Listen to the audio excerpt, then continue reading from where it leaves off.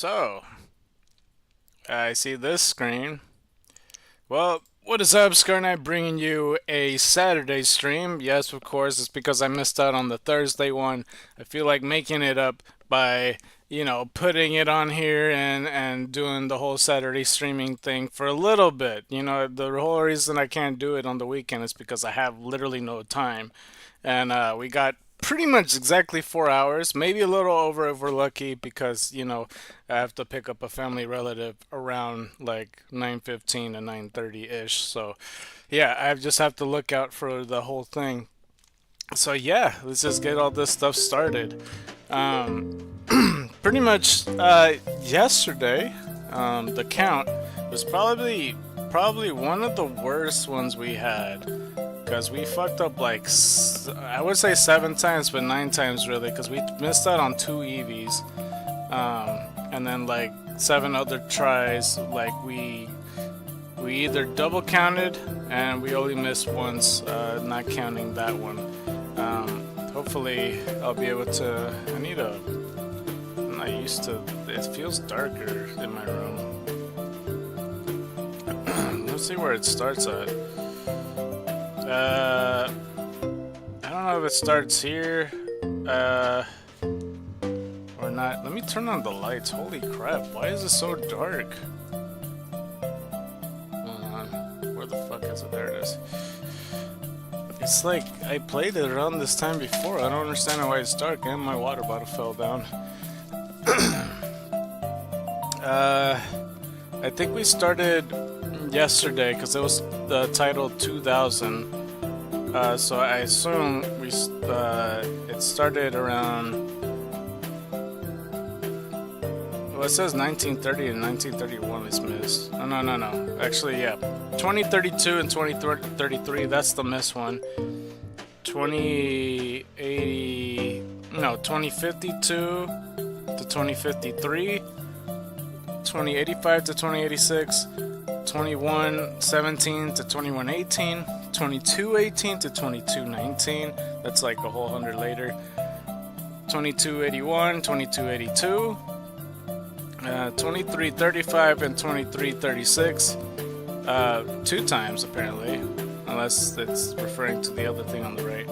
2379. Wait, was that 2379? Either it's 2379 or 2371 or 2. I can't read my own fucking handwriting. It's sad. It might be 2374 and 2375 actually. All those. So in total, 6 times we double counted, and then 1 extra time we just missed counting it. Like we killed the an oddish, and not counted it, and we missed 2 oddishes. So in total, that's -5.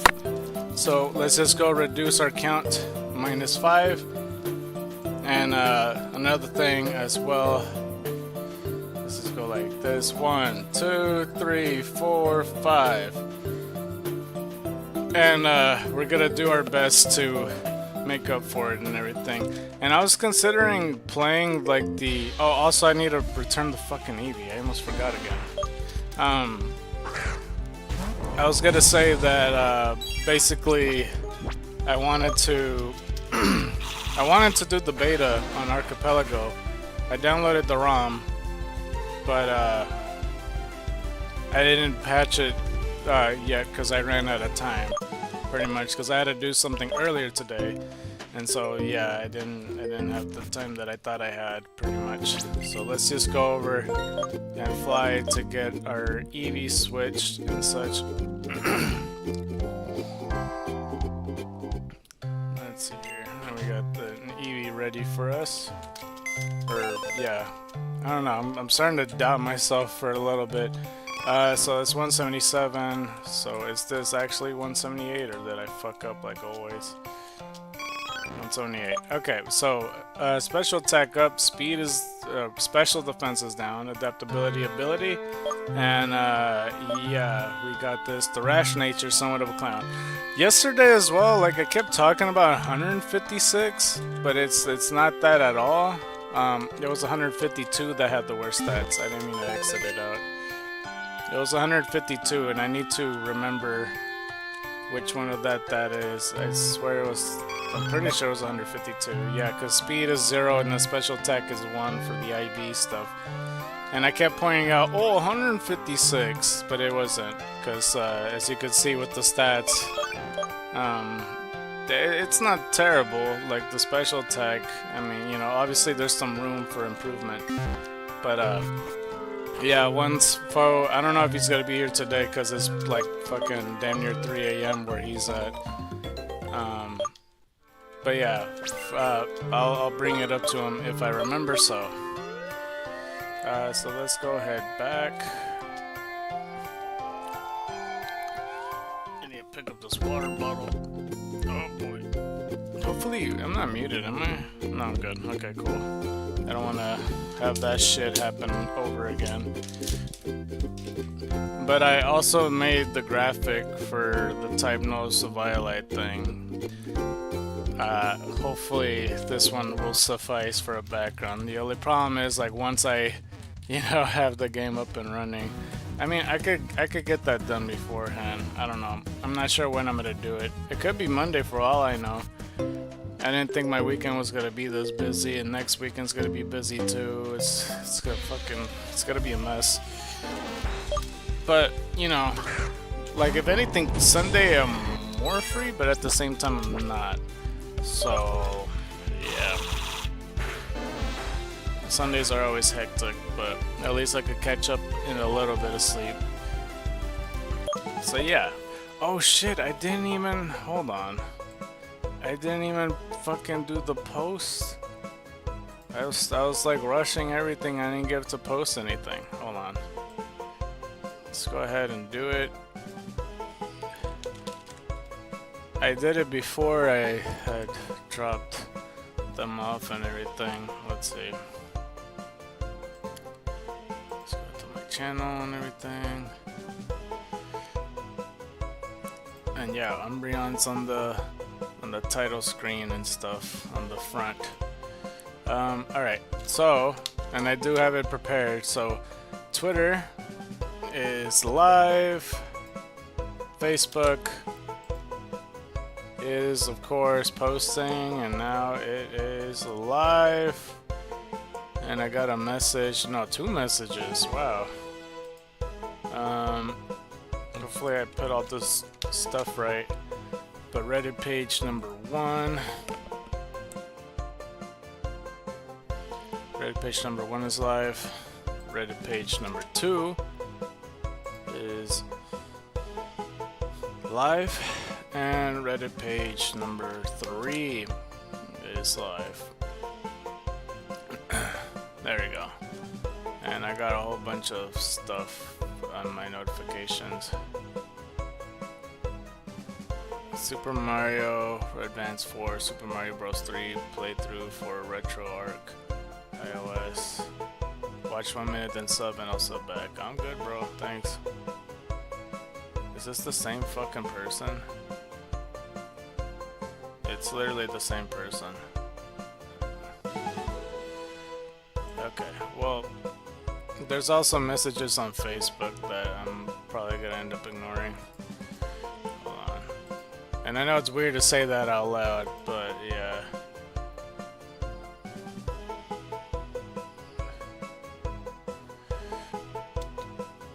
I'll just put no. He puts a lot of stuff in his message that a language I can't read, and then he put manager. I'm good, thanks. What the fuck? How do I get out of this? These people put me in a group. Alright, sorry about that. Alright, now we're here and everything. I assume I counted it because I just realized it'd be weird if I didn't do it or whatever. Best case scenario, we run into a shiny very soon, because it has kind of been like long overdue for one, I would say. It's been since like day 28 since I seen a shiny. So yeah, hopefully we run into one. Okay, let's just keep on going for the Mega Horns and miss. Hell yeah.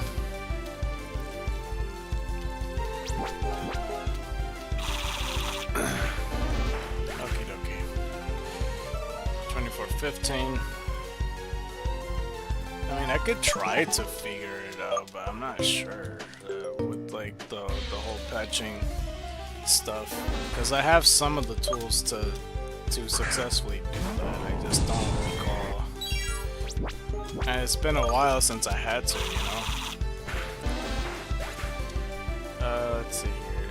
24:16. We're almost at the same part where we left off, pretty much. And you know, we're more likely gonna like have it around 2700 or so. So there's that. For updates when it comes to the thing, I had thought about like the main character and stuff, but I know that Noodle was trying to talk to everybody, like all the story writers to like talk about certain stuff. But like at that point when he had asked about that, it was like 5:30 a.m. and I was about to head to sleep very soon, and I was not ready to do that. But we're caught up, and we pretty much did our punishment on like that -5 thing. I used to like kind of organize it a bit more with the number I say, whether I missed or double counted or whatever.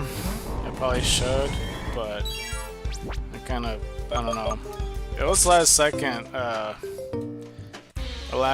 count, because I almost was gonna save me counting the odysseys like this morning, but I did it pretty late at night and I ended up sleeping pretty late and waking up pretty early, and I'm like, I don't feel as tired now, but I was very much tired earlier when I was doing pretty much errands and such. Let's see here. 24:18. I need to use the bathroom, but I'm gonna try to hold it. For how long? I have no idea, to be honest with you. I'm gonna have to think about what time to, or maybe we should set for a goal. How about the next Eevee hatch?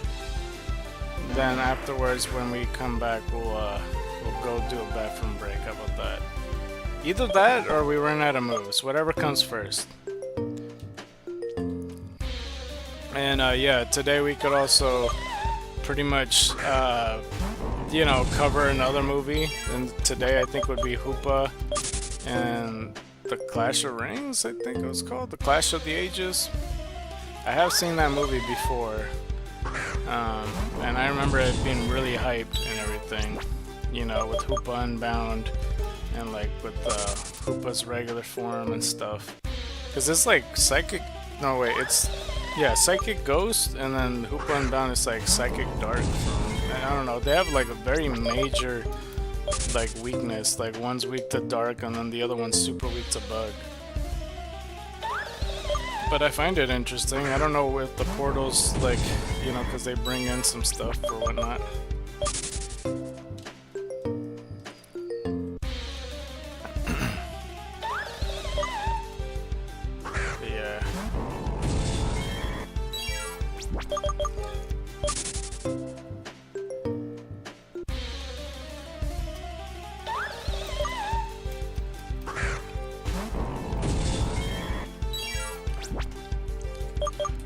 Oops, I didn't mean to do that. But anyway, yeah, so like when they were talking about it, they were pretty much messaging each other while I was asleep. When I woke up, I don't know. It's like, I don't know, it doesn't feel like it's a clear enough vision yet. Because they were talking about like the beginning of the game with like, you know, after the forest part where Type Null kicks them out, like, you know, at that decision time where if the trainer should warn them about the beast or whatever. And the section where I ran out of that already. The section where it's like, what should they do? And if he does like talk to the gym leader, from there, then what? or whatever. And like the gym leader's dialogue is kind of questionable, if I'm being honest.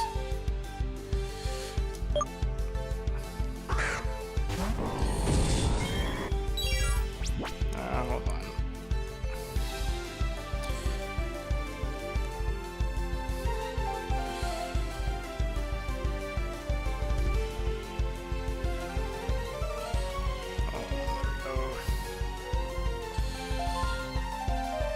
Oh, also, yeah, I can open 2 packs right now. I was gonna open Discord just to read the line. Because I have noticed that too. And I'm sorry if Noodle sees this and like the VODs and stuff like that, but y'all gotta... We all have to be on the same unit, on the same team, and not be like a daisical. It's like the word I would use. Even though it will sound a bit rude, but I'm only saying that's because, like, I don't know, I feel like, in my case, I shouldn't, the newest guy shouldn't be, like, the truest force pushing this forward. You know, I don't like that feeling because I feel like I'm dominating somebody else's story. And I don't know, and it's not entirely my fault because like I said before me, like there's been times where they don't talk to each other for 20 days and stuff. It's not until like, oh, I got this idea here, maybe Poiple, you know, even though it's against the grain, they didn't want Ultra Beast, I changed their mind and everything. And that already feels weird in itself because, you know, again, that's not his vision, what he wanted, but I mean, realistically, it's not in the nature of type null, and I feel like it's a missed opportunity not to put that. That's just my opinion, because like if his instinct is to kill Ultra Beast, why wouldn't you put any Ultra Beast in there? At least put one, like, you know, meet in the middle here. So like, you know, I try to make stuff work with what I'm given.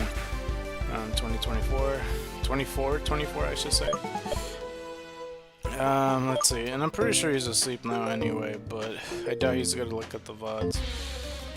For people that are looking at the VODs because they like to hear the behind the scenes stuff, you know, get to know me for IRL stuff and what I go through and like my thought process with all this whole retro vintage stuff, then you get like a real look at everything.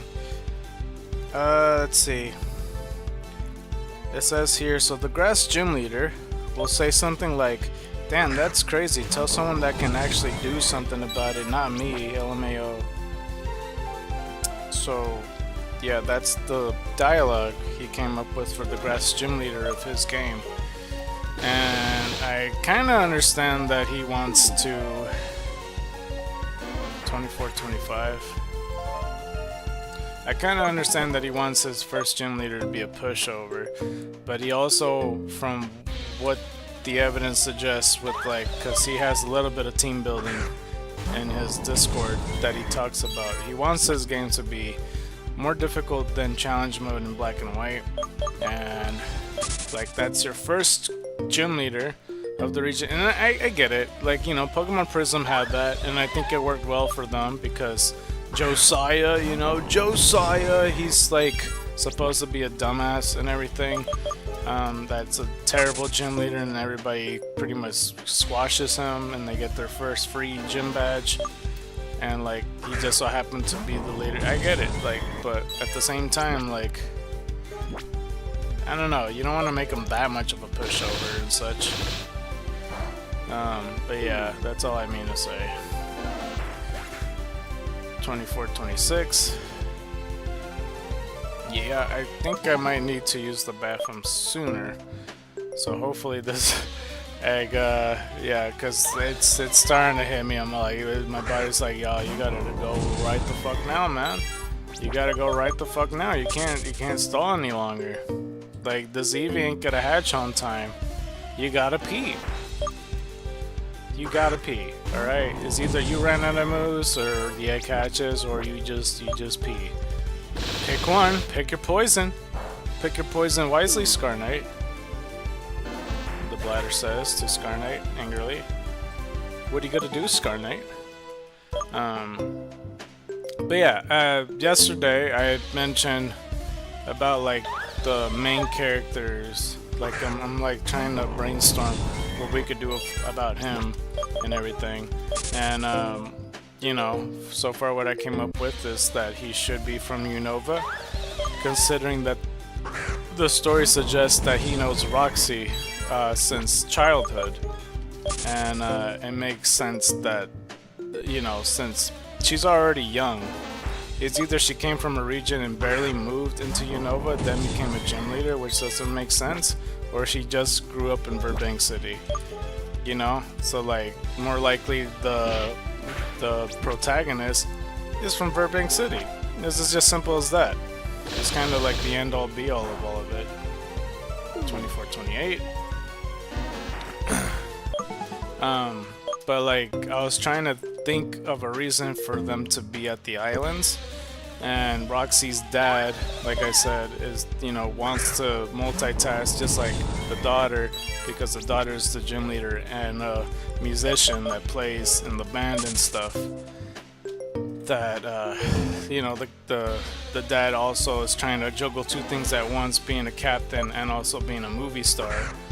And you know, when he's being a movie star, he can't be a captain, so there's people waiting on him to leave the fucking route.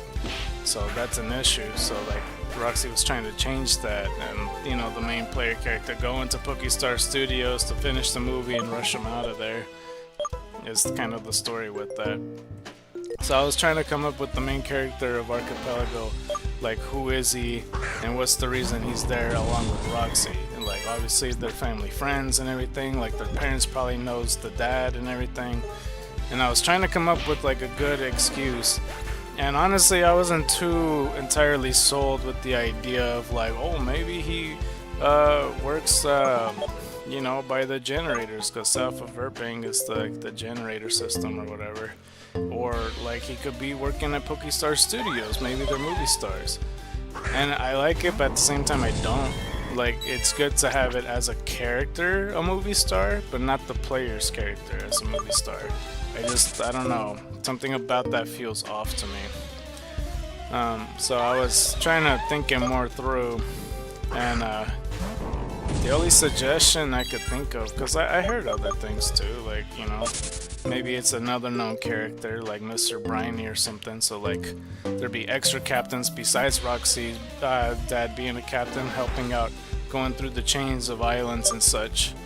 Yeah, so I thought of the idea, so like what if instead the main player character's father is like Faba or something, the guy from Aether Foundation that pretty much gave the, you know, Type Null his helmet and everything, and more likely is the one that experimented on Type Null and even created Type Null, or all three Type Nulls. So that way there's a correlation between the main player character and Faba or whatnot. That I feel like would be a pretty decent connection, except I don't know this for a fact, if Lusamine and Faba has a thing, and maybe perhaps Lily and Gladion are their children. I don't know. Maybe I'm just saying that because they're both blonde. I have no idea. Nobody specified anything whether Faba's the father of Lily and Gladion, so I really don't have any idea.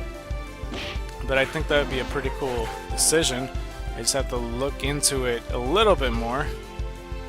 I feel like if Gladion and Lily mentioned that Lusamine's the mom and everything, what's to stop? I mean, like, I feel like in Sun and Moon, if they're out and open about that, why wouldn't they suggest that Faba's the dad? But I don't know. Maybe they're not even sure. I have no idea. I'm not sure how close they are. 2433. Maybe they don't know that that's the dad. But it'd be an interesting connection either way. Because even if it is the case that like Faba and Lusamine hooked up and Lily and Gladion are the kids and everything, there's still a connection with Type Null even still, because Gladion, being the son of Faba and Lusamine, is connected to Type Null, so it works. So yeah, I don't know. Maybe. But regardless, I'm trying to figure out as well like what the main player character looks like. He most likely has black hair.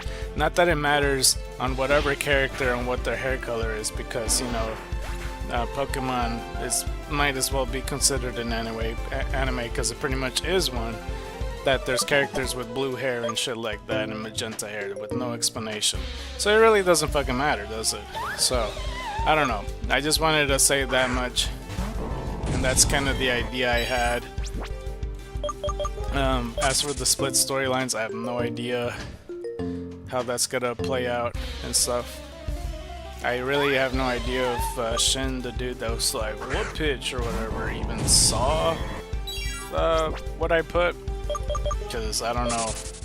I'm pretty sure he's the other story writer and I feel like I'm overtaking his job. Well, bro, write stories. I'm not stopping you. I'm just letting you know, dude. Because I'm pitching in every like 2-3 days and shit. And it hasn't been 2-3 days, but I mean, I put a little bit. I was just asking about Roxy and everything. They're like, oh wait, so you put the description of Roxy in the doc? And they're like, yeah. And I'm like, oh wait, yeah, okay, just making sure. I already read through it, but I thought it'd be updated or something. It has not been updated. 2435. Alright, but we got like a couple of ones to go. It already flew past, bro. It's been almost 30 minutes already? That's crazy. Alright, well, Body Slam. Okay. 24:36. And apologies in advance if I stop the stream before 4 hours. That's not my intention at all. I'm pretty sure we will go hit the 4 hours or whatnot, but I just hope that like it doesn't go under, because I'd rather have a stream that's 4 hours long and stuff. Like, it doesn't have to be, that's just my preference. That, like, you know, that's just my own opinion about my own streams. Because, you know, like, regular videos of mine are like an hour long. Sometimes, like, you know, there's a handful of them that's 2 hours long that could be considered a stream, but you know what I mean. Quite easily, like, anything past that could be considered a stream, for me at least, because I got a movie special, and that could also go under the 2 hour stuff, because there's Green Demon challenges that pretty much go for 3 hours and such, and that's insanely crazy. But you see, like, my whole struggle and everything. But yeah, let me take the time to open the packs. By the time I finish them, I imagine that I've run out of moves. I mean, it's not gonna take me that long. I pressed the wrong thing. Shit. I don't even know how many. I'm not sure how many I have. Okay, click home. I got 5 more body slams. Okay, well, after the whole thing then. So I got max 2 packs, so it's gonna change the time to like 5:42, unfortunately. I'll try to fix it once I can. I don't remember what I opened last, but we got 110. 110 of these. What did I get last? Ultra Beast, apparently. Okay, so what's after Ultra Beast? I should know this, considering, you know, all that stuff. Okay. 2440.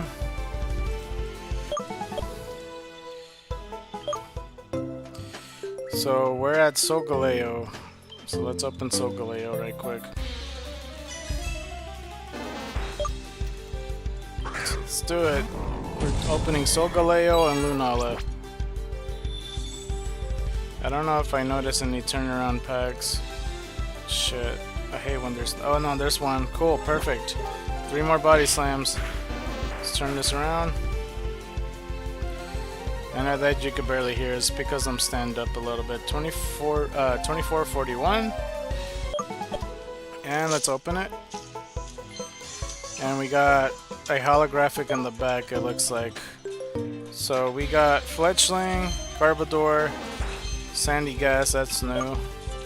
Lowland Sandshrew and Palosand. Oh, we got, okay, we got the two. That's nice. And there's Xenoverse exclusive, which is pretty good. Wow. 2442, the mirror numbers.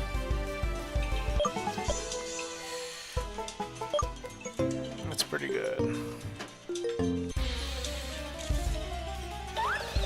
Alright. Let's just filling in the decks right quick. Alright, let's open Lunala now.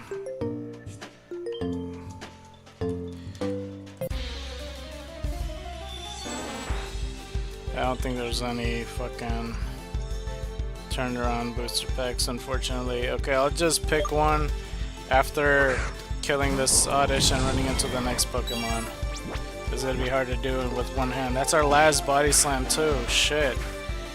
Okay, I'll just stop here then. Come on. Dude, I'm pressing the damn thing. I am pressing it, bro. There we go, thank you. 2443. I selected the random booster pack. I was gonna wait till the next one, but since we ran out of Body Slams, let's go ahead and cut it. I didn't hear any sound with that. But we got Makuhita. It's really hard to multitask. We got Mimikyu, Morlul, Oricorio, but like the psychic one, or ghost, or whatever the hell it is. Masquerain, and that's it. That wasn't worth it. I didn't have any new cards whatsoever with that. Oh man. Okay, well that's fine. But the end of the month is pretty soon, and then we're gonna be able to do the one thing. Oopsie. We got a theme deck. A beach scene, day and night. Okay, and we got Sandy Gas and Alolan Grimer. Interesting. Is Alolan Grimer supposed to be intended as, I don't know. Because like I realized that they're just like piles of stuff. Like sand or toxins and shit. Interesting. Okay. I don't know what else to grab. Oh, there's a rare pick. I could go for this Suicune. Okay, I'm gonna put the volume up so you guys can hear it. This is a rare pick for a wonder pick.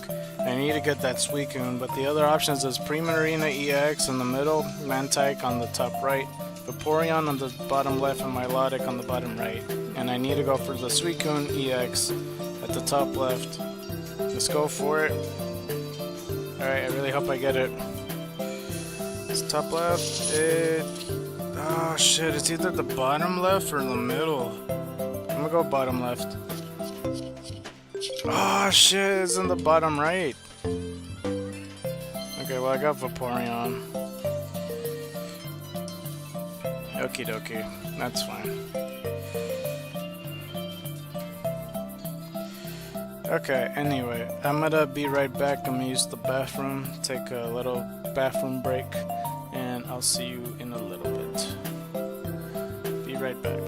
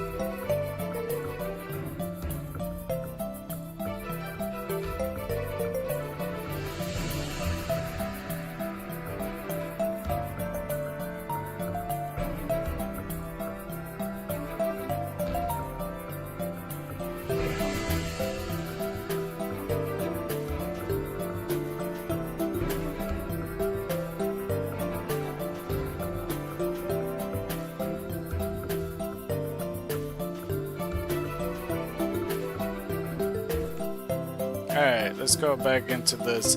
Sorry if it felt like a long time, I'm not sure. I tried to, you know, I mean, I got a soda beside me, I should say. And, yeah, let's just get this show on the road, continue onward.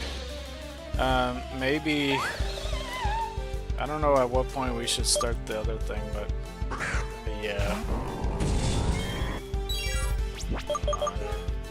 I wouldn't be surprised if I have to go to the bathroom like 2 hours later, though, I'm gonna be honest.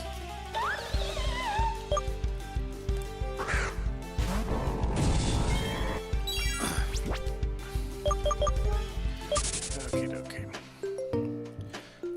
But yeah, I don't know, that's just the idea I had with the whole Faba thing.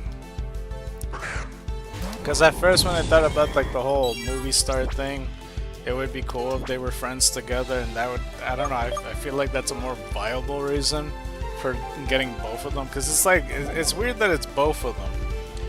It's like, what reason are both families that are been childhood friends are going together on these islands, you know? And I try to think to myself, okay, well, if the movie star says, you know, if you come over and live, you know, by us to the island, I could get you a movie role or something. Telling that to the captain. I'll even find you a position to be a captain if you still want to pursue that in your job. I don't think I counted that. Hold on. 2445.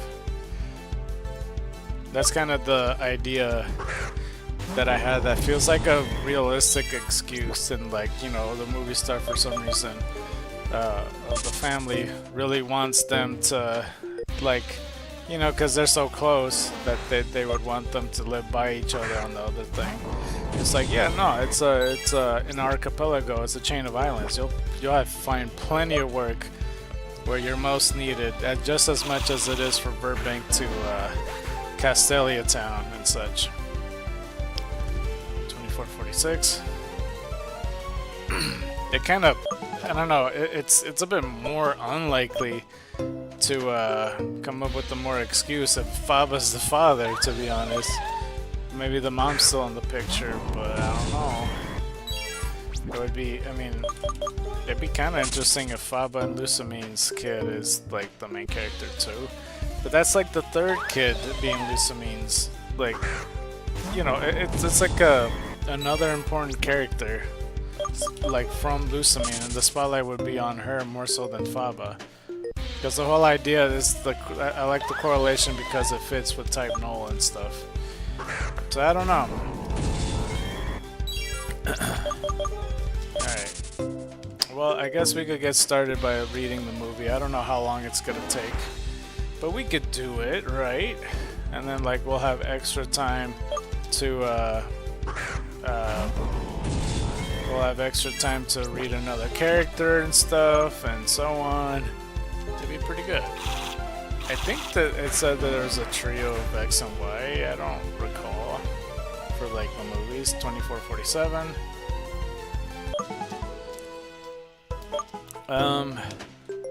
So I'll just click on the Genocide movie first, and then I'll just work my way to the right a couple times to the Diancie Cocoon of Life and Hoopa and the Clash of the Ages.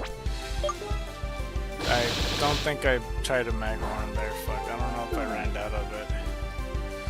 2448.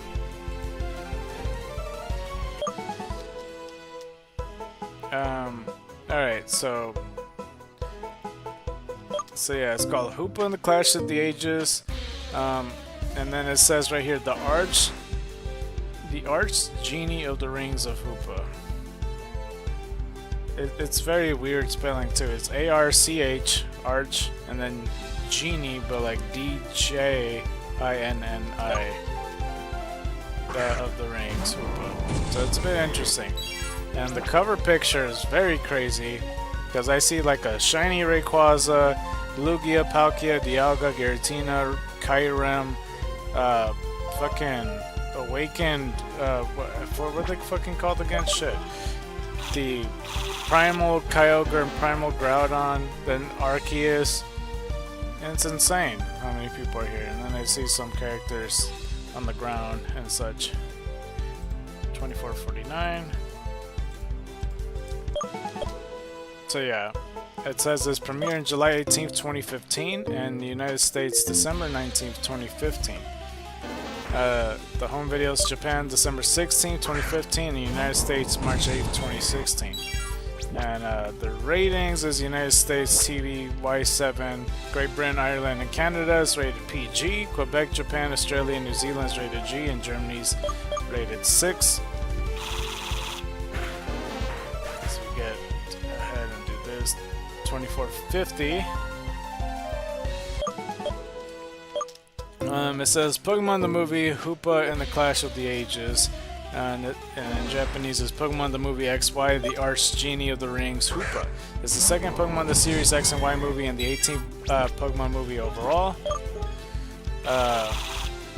It was released on Japan on July 18th, 2015 and premiered in the United States on Cartoon Network.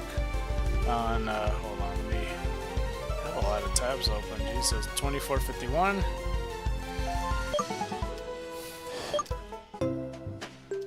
Where was I?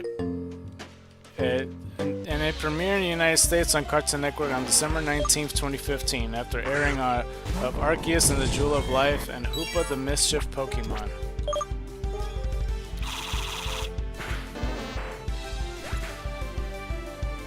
What's the Hoopa and the Mischief Pokemon?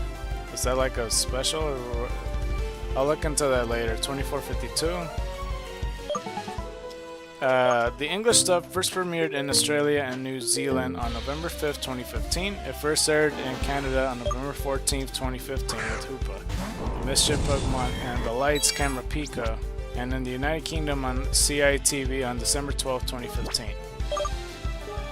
A teaser for the film was shown at the end of M17 showing Primal Kyogre and Primal Groudon. As we got ourselves 24.53. A teaser shown on Ohu Suta on December 11, 2014 revealed Kyogre and Groudon along with the shiny Mega Rayquaza as stars for the film. In the February 2015 issue of Koro Koro, Hoopa was revealed and confirmed to make its debut in the movie. Did I run out? Yeah, I did. Okay. Prior to the reveal of Hoopa, the movie was promoted under the working title Pokemon the Movie XY 2015. And that's 24.54 now.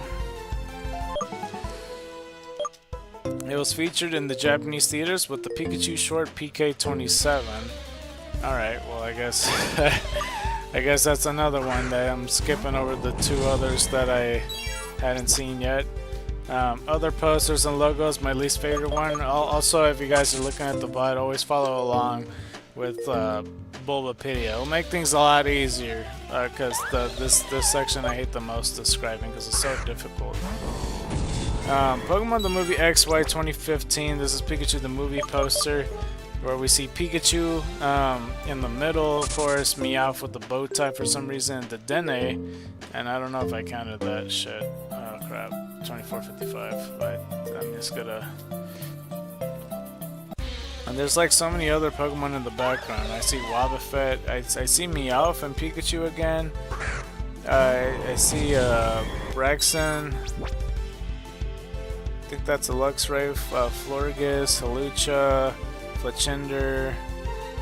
It's really hard to see. Hold on, let me zoom in. Frogadier, Snorlax, Gourgeist. I'm not sure what that blue thing underneath Fletchinder is. I think it looks like a music note, but it's the Dene.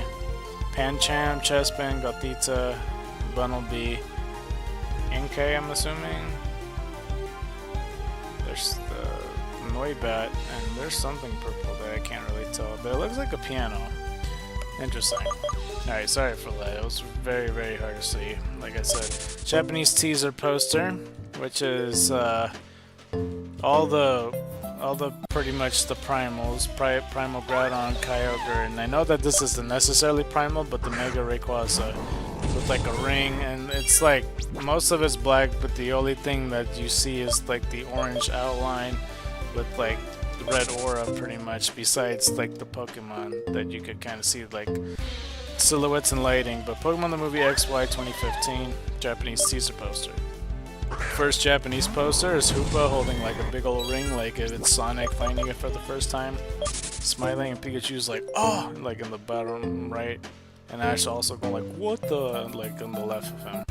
And it's like a sky background. Dusty clouds behind Ash and Pikachu for some reason. And it's in Japanese characters and stuff, because that's the first Japanese poster, as I said. The second Japanese poster is a bit more complicated to say. I think I see... I thought that was a Mewtwo. I think it's a Palkia's tail, actually. All types of legendary Pokemon in the background, along with the face. By a face, I mean like two red glowing eyes, kind of in the background. 456. And a bunch of characters right over the Japanese characters and such. I see Primal Groudon and Kyogre. It's so cluttered in this video, I swear. I see Mega Rayquaza, Giratina, Dialga, Palkia, Lugia, Kyurem, pretty much all the legendaries. Latios, I don't know if I see Latios though. And some extra characters. And on the bottom right, for some reason, is another Pikachu, but it's Ash's Pikachu still. Because Pikachu's next to Ash, but in the bottom right is Pikachu and Meowth, and it appears to be them playing in like a fucking sandbox. I don't know. Every time I zoom in, it gets blurrier.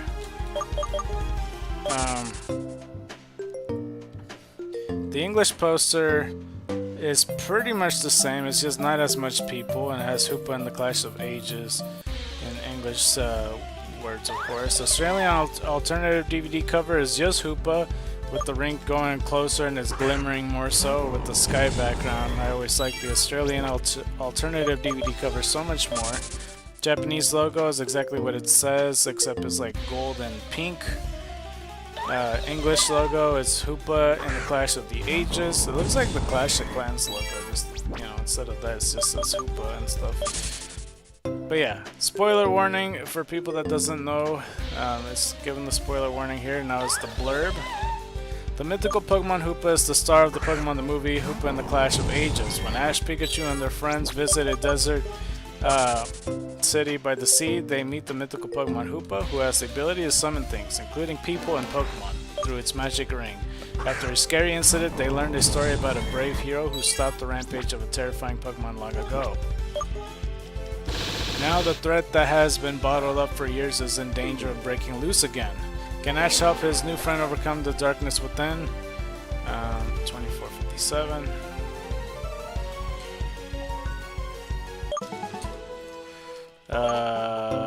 Where was I?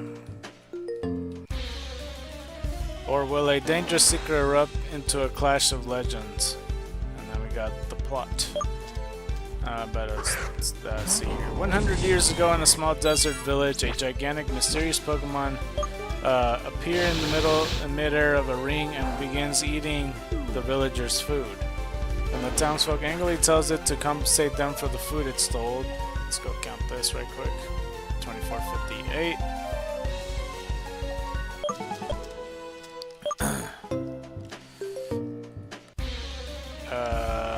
It uses its rings to summon massive quantities of gold as payment. The village grows prospers due to this. Grows and prospers due to this, and the Pokemon takes up residence there. In exchange for food, it grants the villagers every wish using its teleporting rings. 2459.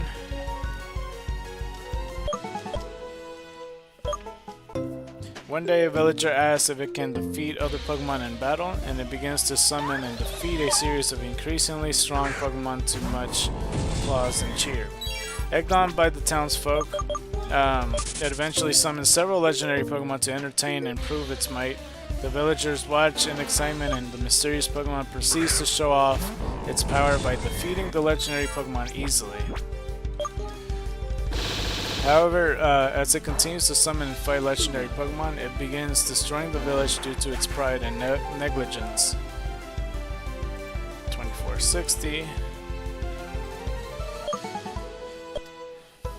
A lone traveler then manages to trap the mysterious Pokemon into a bottle, stopping the damage and causing all the summoned legendary Pokemon to return to where they come from.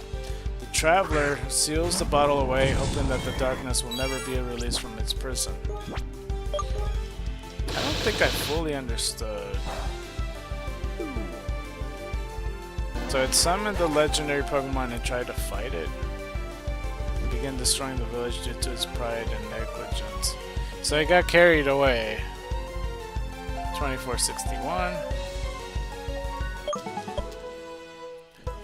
Anyway, years later, a man with his braviary finds the bottle in a cave deep in the desert, but as soon as he touches the bottle, he is possessed by the enraged spirit inside.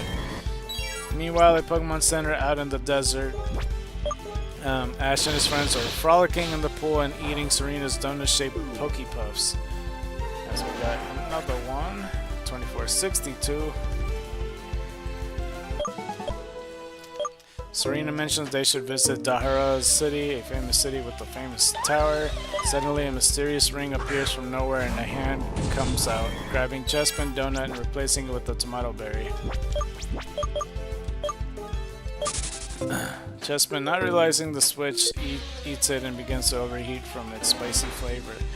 Ash then notices multiple rings popping out of nowhere, grabbing all the donuts.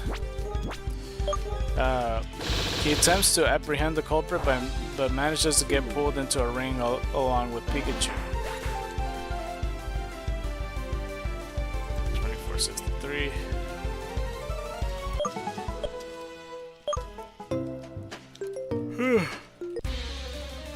The pairs soon realize that they now are in Dahara City, and the prankster reveals itself to be a talking Hoopa.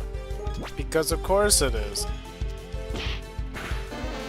Always a prankster, Hoopa insists on calling Ash Ashkan and Pikachu Pecan. 2464. Let's see here.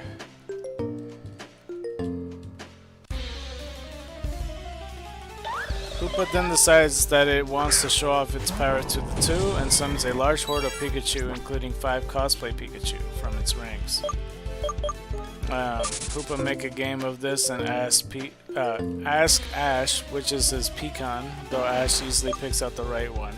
Eventually, Ash and Hoopa gets electrocuted by the Pikachu as they get excited and out of control. Alright. A woman approaches the three and lectures Hoopa on its behavior. As we get another one, 2465.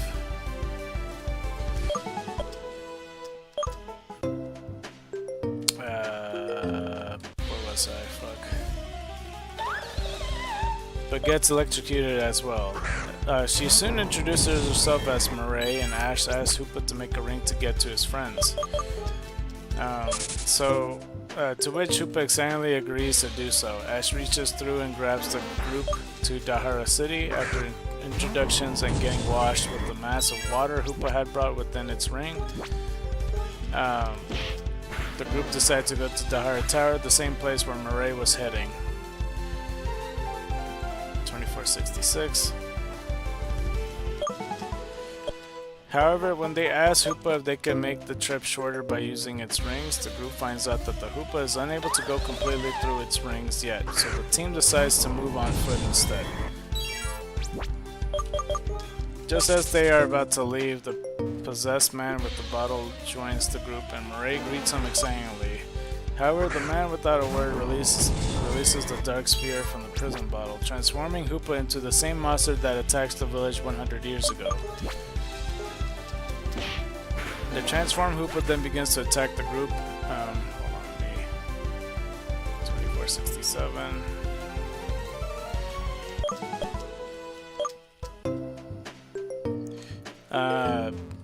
The transformed Hoopa then begins to attack the group, even throwing a building at them, but Pikachu swiftly counterattacks with Thunderbolt, shattering the building and sending Team Rocket, who had been spying on the group for a while, blasting off.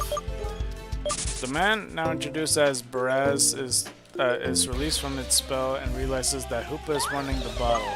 Murray, pleading that it was her plan from the start, grabs the bottle from him and reseals the dark Spirit inside. Hoopa transforms back into his confined form, falling in limply to be caught by Ash. The prison bottle flies off and lands close by, but Serena is about to grab it. Brass forbid her, now knowing that whoever touches the bottle will become possessed by it.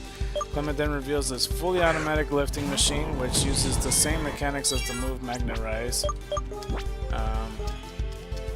Lifts the bottle without needing someone to hold the bottle. 2468.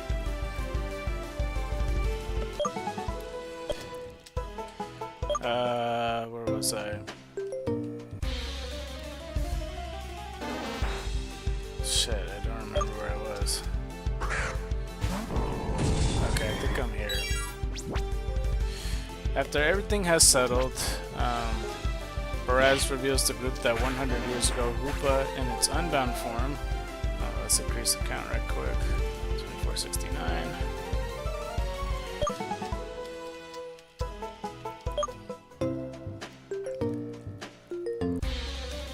Appeared out of a ring, taking the villagers' food to pay them back. Hoopa offers showers of gold, allowing them town to prosper and grow. The villagers built a house for it, where Hoopa listened to the people's wishes in return for food. The people then began to challenge Hoopa in a battle where Hoopa won easily, but eventually Hoopa became carried away in his desires for power. He soon went mad with power, testing his strength against legendary Pokemon, only to be stopped by the prison bottle wielded by Baraz and Moray's great-grandfather. Baraz shows the group his necklace with a golden cross-like wheeled piece resembling Arceus' body. Baraz comments that his ancestors communicated with Arceus and also received their powers from it. Likewise, his great-grandfather uses these powers to seal away the prison bottle. Let me count this real quick, 2470.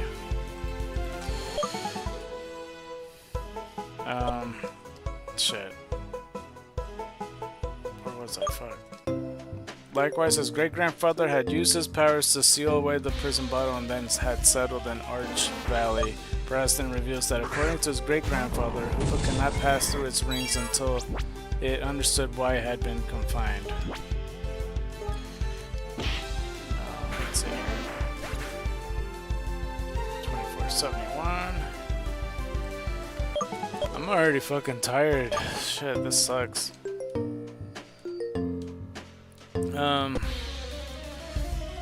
I just mean like me being fully awake, really. Is what sucks about it, because I wish I was more awake. I was tired since the moment I woke up. Let's see here, 2472. Oh shit.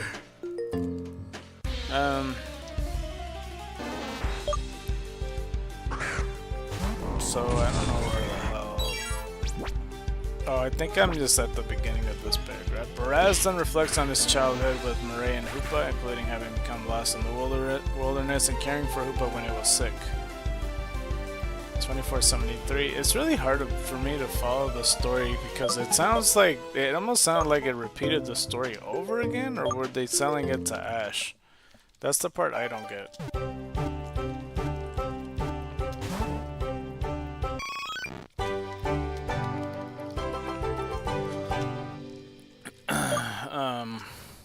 Are we at 179? I think that's where we're at. Alright, let's go get out of here. Damn. It sucks that I'm beat, man. I got like 3 other hours to go.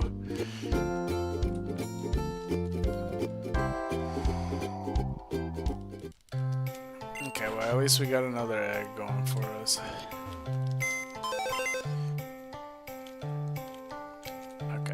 Go. And did we get it right? It looks like we did, I think. Defense down, special defense up, and it has 2 for attack. Criminal, gentle nature, and loves to eat. Right, gotcha. Okay, let's go for you right quick.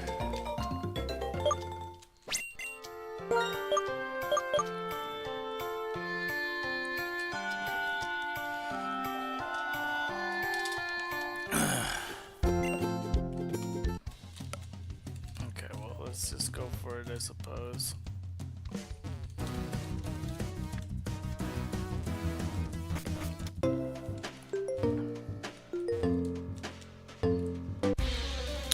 Alright, let's see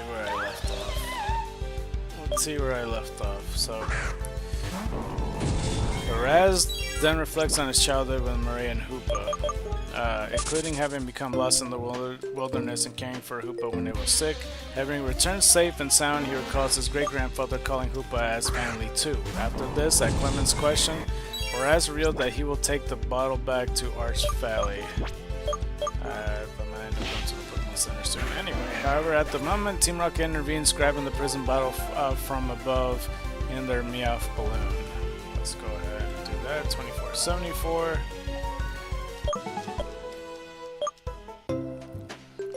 As Meowth retrieves the bottle, he becomes possessed by the Dark Spirit, who controls Meowth to release itself from the bottle.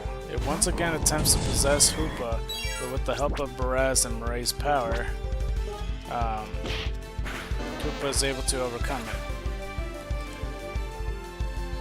2475.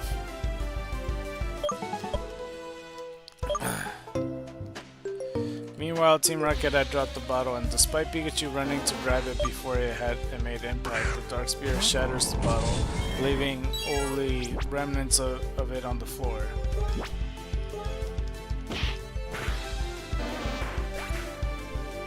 Shit, I thought I already lost my position of where I was. 2476.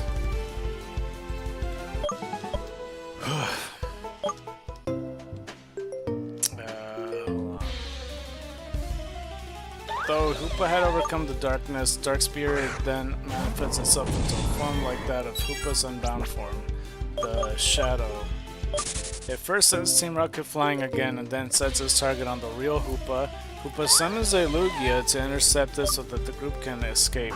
Having fun from the chaos, Baraz decides to make a new battle at Dahara Tower.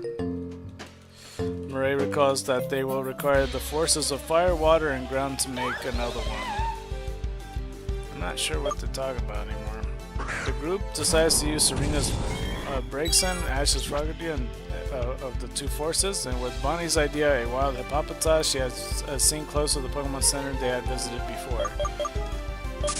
While Hoopa transport them to Dahara Tower, since Hoopa cannot pass through its ring, Ash, Pikachu, and Hoopa instead decide to go into hiding.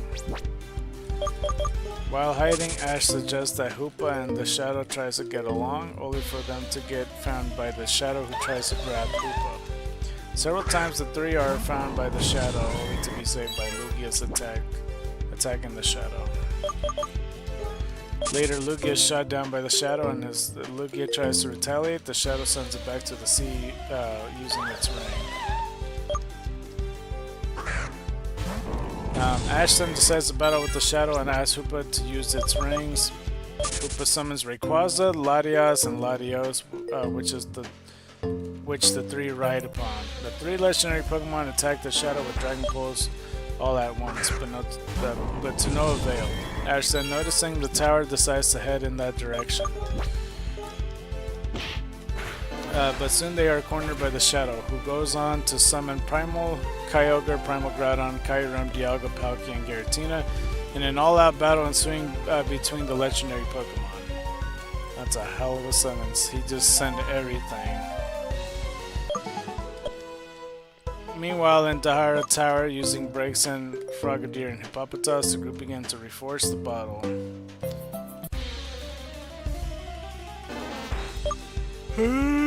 Shit. Sorry for that.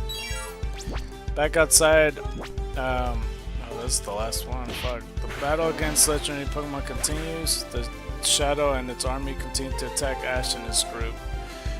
Damn, I ran out of fucking body slams already.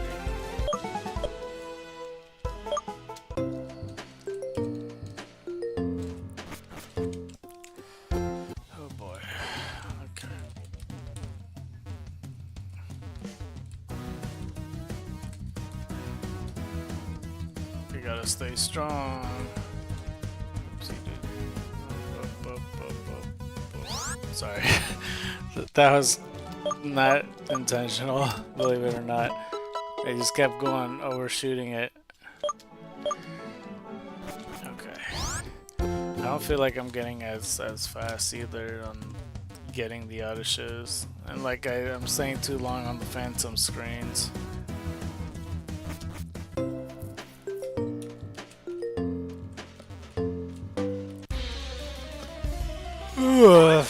Fuck. The Shadow and its army continue to attack Ash and his group. However, Ash and his allies find renewed strength and speed by Mega evolving into Mega Latios, and Mega Rayquaza. In response, Kyurem transforms into Black Kyurem, and the fierce battle continues. Well, with continued destruction to the city, count this.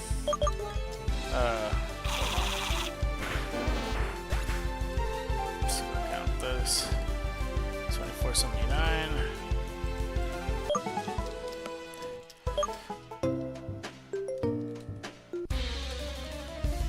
And with continued destruction to the city, while Ash, Pikachu, and Hoopa are fleeing on Latios and Latias, an attack from Kyurem, now White Kyurem, because sure, why the fuck not, you know, causes Ash to fall off Latios.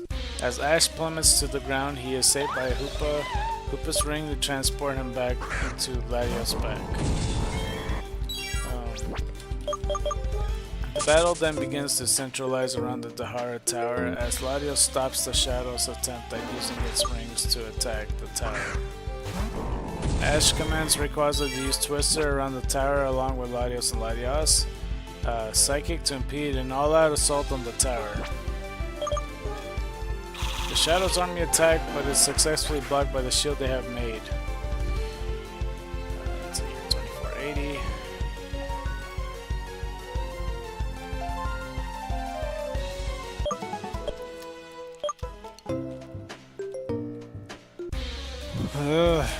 It's insane how tired I am, oh my god. I don't even know where I was at. Oh, I think it's the shield part, right? However, the Shadow attacks Rayquaza above, destroying the Twister shield, and Shadow's armies proceed to attack the tower. The Shadow then corners Ash and Hoopa and is just about to grab Hoopa before suddenly is stopped by Baraz, who has now completed the prison bottle. Shadow's army now realized from the Shadow. Hold on, let's go back.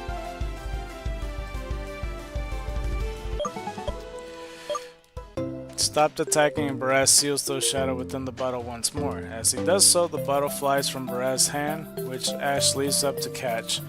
Ash is immediately possessed by the Shadow, and the possessed Ash then gets angry at Hoopa, but Hoopa tries to heal the Shadow's wound with the memories that Hoopa had with Baraz. Well, with Baraz, Murray, and their great-grandfather, I should say. I didn't realize that was commas. And plus, I was trying to count the thing at the same time. Through these memories, the evil power disappears, a ray of light and a good Hoopa Unbound is left in the bottle. Out in the distance, the legendary Pokemon roar, and Hoopa claims that they were surprised. Okay. However, just as things have settled, a space-time void warps form around the tower. Perhaps since too many legendary Pokemon have been summoned, Pikachu's Thunderbolt proved useless against the warp, which continues to advance towards the tower, destroying everything in its path. The legendary Pokemon also tried to attack the warp from outside, but to no avail. Hoopa then suggests that Ash use the prison bottle, allowing Hoopa to willingly transform into Unbound form.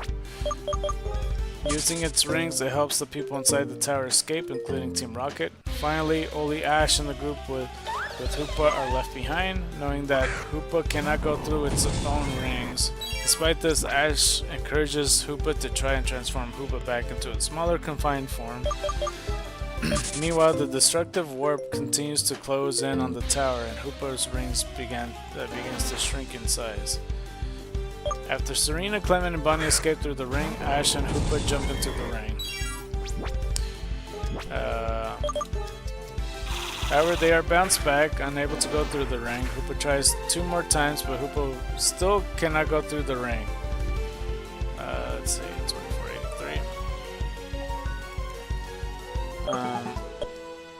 and inadvertently helps Murray and Ash escape. Baraz is left alone with Hoopa, and the warp is now getting very close to the two. But at the last moment, the rift stops due to power of Arceus, giving them one more chance to escape through the ring.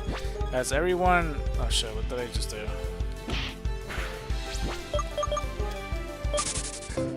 As everyone lends Hoopa their strength, Hoopa remembers the words that Baraz's great-grandfather has told him, and he considers Hoopa family too. With these words, Hoopa is able to get through the ring. With only a very small ring left, Baraz is able to narrowly escape with the help of Hoopa. 2484.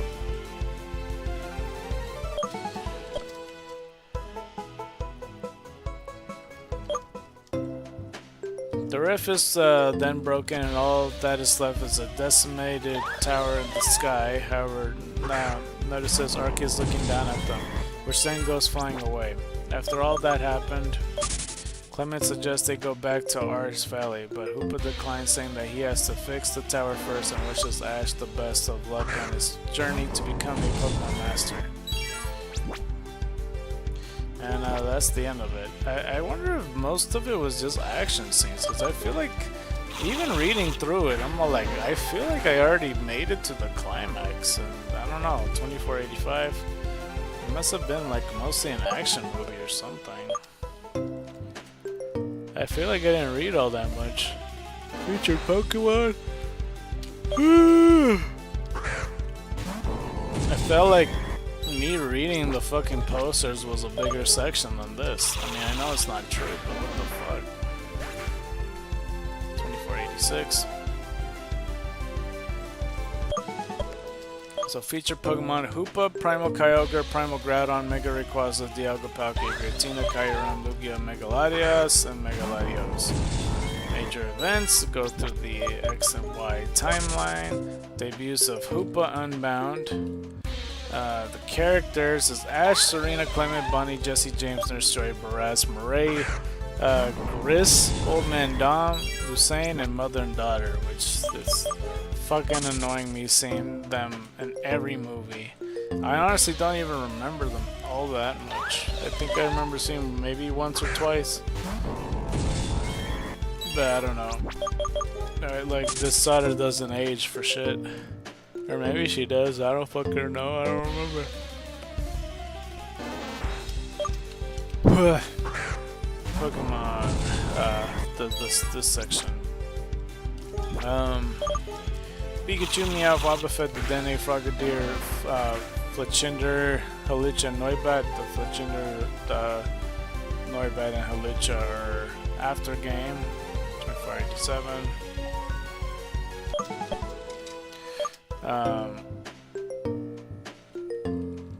Brixen, Pancham, Bunnelby.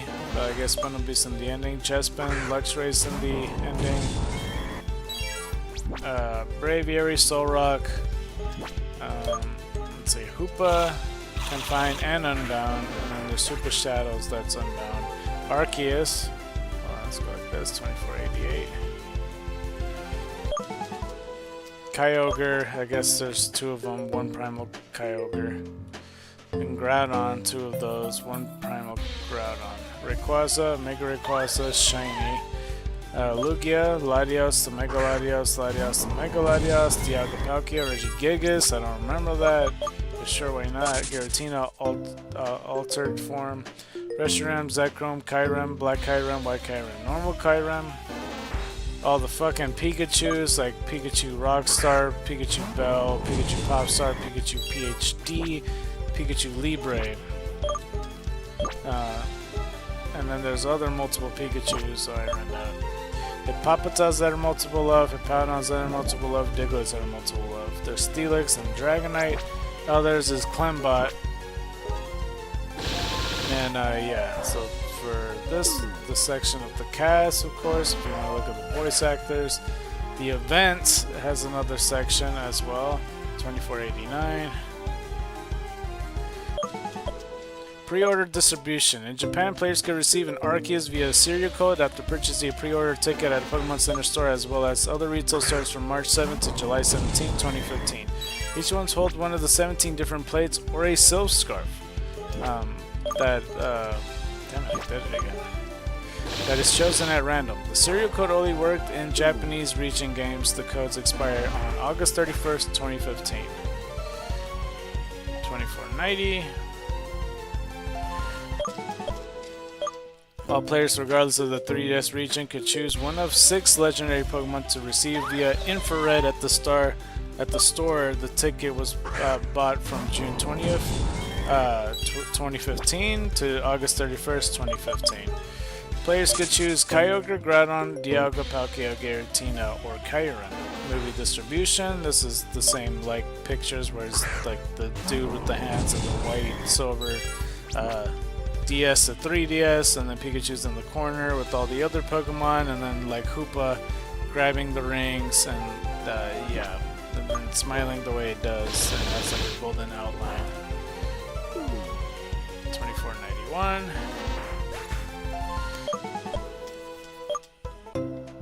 But yeah, it says Hoopa distribution artwork for the movie distribution. Across Japan, Hoopa was distributed via local wireless from July 18th to August 30th, 2015 at theater screenings of the movie. It was also distributed at a pre-showing of the movie on July 5th, 2015, which was only open to selected people. Like all the other local Generation 6 events, this event is not region locked. Any players, regardless of region and language, will be able to receive Hoopa. Well, that's good. 2492.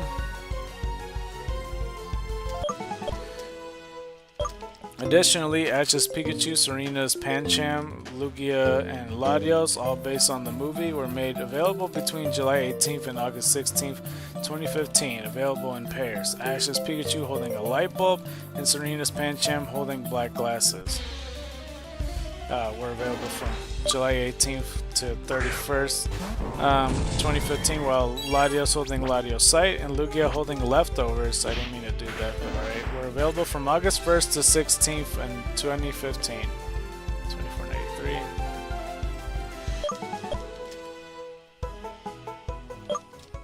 To obtain these serial codes, player must have completed a stamp rally at 7-Eleven stores. If the player had 2 stamps, they could choose which of the 2 Pokemon available. The codes could have been redeemed in Pokemon X and Y, Omega Ruby, or Alpha Sapphire.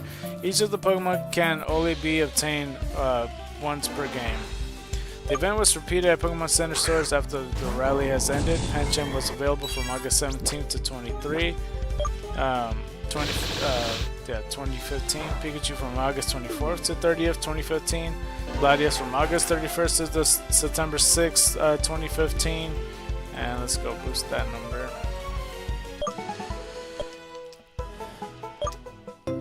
September. Wait, did I say September 6th, 2015? Right, yeah. And Lugia from September 7th to 13th, 2015. The soundtrack is the Archgenie of the Rings Hoopa Music Collection. The trailer is on YouTube. There's like 2 of them available. The manga adaptation is Hoopa and the Clash of the Ages manga. It's $24.95. I wonder if like earlier when they were talking about the episodes, if that's what they were referring to. Like that's just like the episode they did it on time and then it led up to the movie. Is that what they were talking about? Anyway, this is the trivia section. This movie was released between X and Y 081 and X and Y 082 in Japan. The production team went to Dubai as location scouting for the setting of the movie Dahara City. This was the first movie to not have Hideki Sonata act as a screenwriter since Celebi, the voice of the forest. Instead, it was written by Atsuhiro Tomoyoka. Don't know if I said that right, but yeah. Since the soundtrack for this movie heavily features remixes and samples from the previous movie soundtracks, that's like we get some of this right quick. 2496.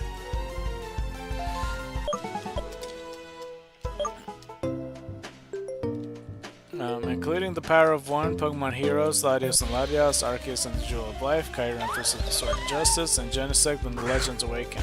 Also, a remix of To Be Continued, which was mostly used during the original series, is used when Ash and his friends were in a Pokemon Center in a desert. However, this music was replaced in the English dub. In an opening scene, Latios and Latias are shown flying through a town with a similar appearance at Altomare, which was the main setting of the Pokemon heroes Latios and Latias. In the novelization of the film, the Lugia who was summoned to aid Ash was described to be the same individual appeared in the Power of One. This marks the second time Ash has been possessed by an evil entity, the first time being in battling the enemy within. It happens for a third time in the Spectral Express.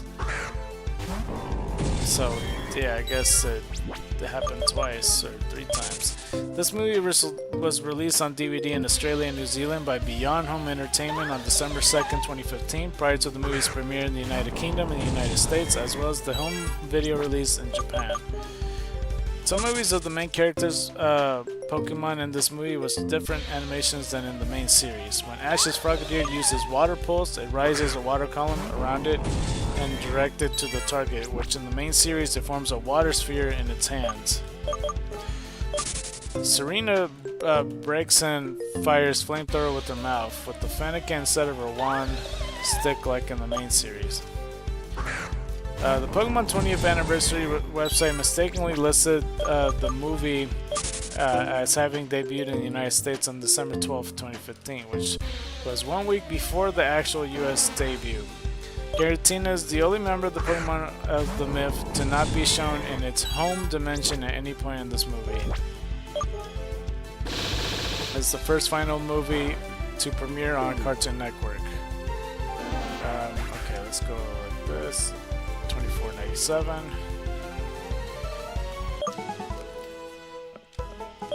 This is the most recent Pokemon movie to have a Pikachu short aired alongside it. This movie features 13 legendary Pokemon, more than any other so far. This movie marks the first appearance of a Hippopotas and Hippowdon in an anime series since battling a Q drama and working on the right move over 6 to 5 years ago respectively.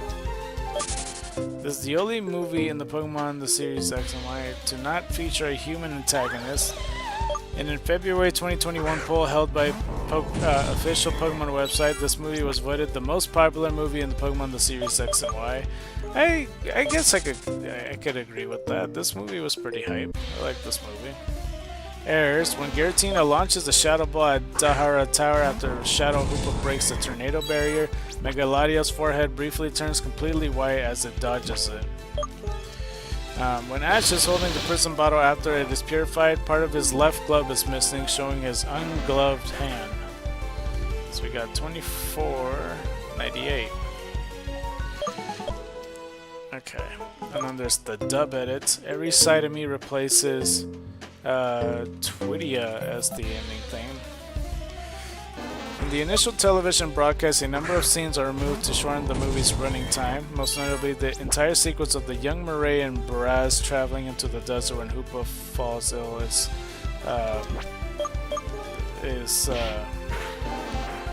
cut up to the point where they return to Archie Valley. $24.99. We're almost at $2,500. As a result, when they encounter Gris, his line of "and now you have returned" is referring to an event not shown in the broadcast. The ending credits in the broadcast are significantly shortened, played over a black screen, and utilize a short clip of every side of me for music. Japanese text depicting the legendary Pokemon names during the World of Pokemon segment was removed in the English dub. And that looks like that's pretty much it. I don't know what the hell, I don't know if that's just a picture, but I see like a yellow Game Boy for some reason. I think that's just advertisement. Interesting. Because I see like all the Pokemon games, and I know this one isn't real. There's like a Pokemon Green one. As we got 2,500, which I know it exists and everything, but the green that it looks to be is very, very bright neon green. And I know that's not a real cartridge. Because I'm pretty sure the original Nintendo Game Boy with Pokemon Green just comes out with a gray cartridge, right? Unless it was green. I don't think it's that green though. Alright, well let's go search up the manga if I can find it.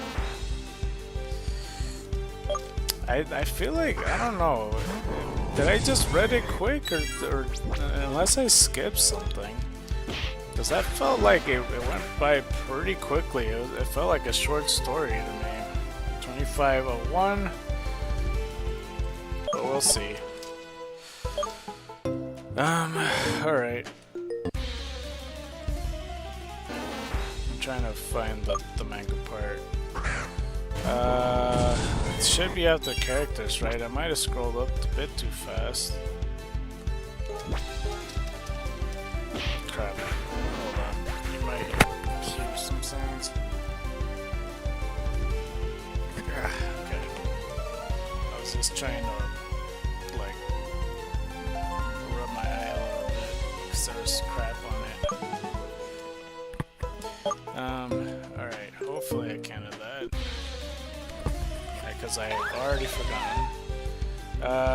Where the fuck is the manga? Wait. Oh, here it is. Hoopa and the Clash of Ages manga. There we go. I'm almost certain, because, okay, so this is the 18th movie, right? And I'm pretty sure the Magirna and Volcanion one is next. For some reason, Volcanion is a mythical, and I don't agree with none of that shit. It's such a stupid. They're making more complicated terms for no fucking reason.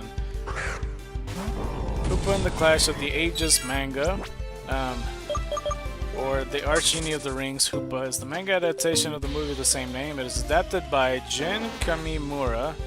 The publications are seen there, and the differences between the movie and the manga. It says here, while Ash, Hoopa, and Mirai and Baraz are trying to escape the space-time distortion at the end of the story, Hoopa is able to escape temporarily by going through the ring with Baraz as he lives in Archie Valley. Let me go like this, 2503. Where was I? But is forced back through as soon as Ash takes it. In the movie, Baraz and Mirai both try to bring Hoopa through the ring and fail, as the stipulation that Hoopa can pass through if accompanied by a resident of Archie Valley is not present. That's not what I wanted to do. Shit, accidentally. I guess that's the only difference. What the hell? It says errors on page 9. The associated names to Reshiram and Zekrom are inverted. Alright. And that's all the information they gave me when it comes to that. So, yeah, interesting. Alright. And that took us almost an hour. Interesting. Let me know if I missed out on a section or if I just read it quickly or something. I'm not really sure. I feel like I was fairly taking my time there. And I don't know. That felt like a short read, even though it did take me almost an hour, but I feel like that's average time when talking about a movie. I don't know.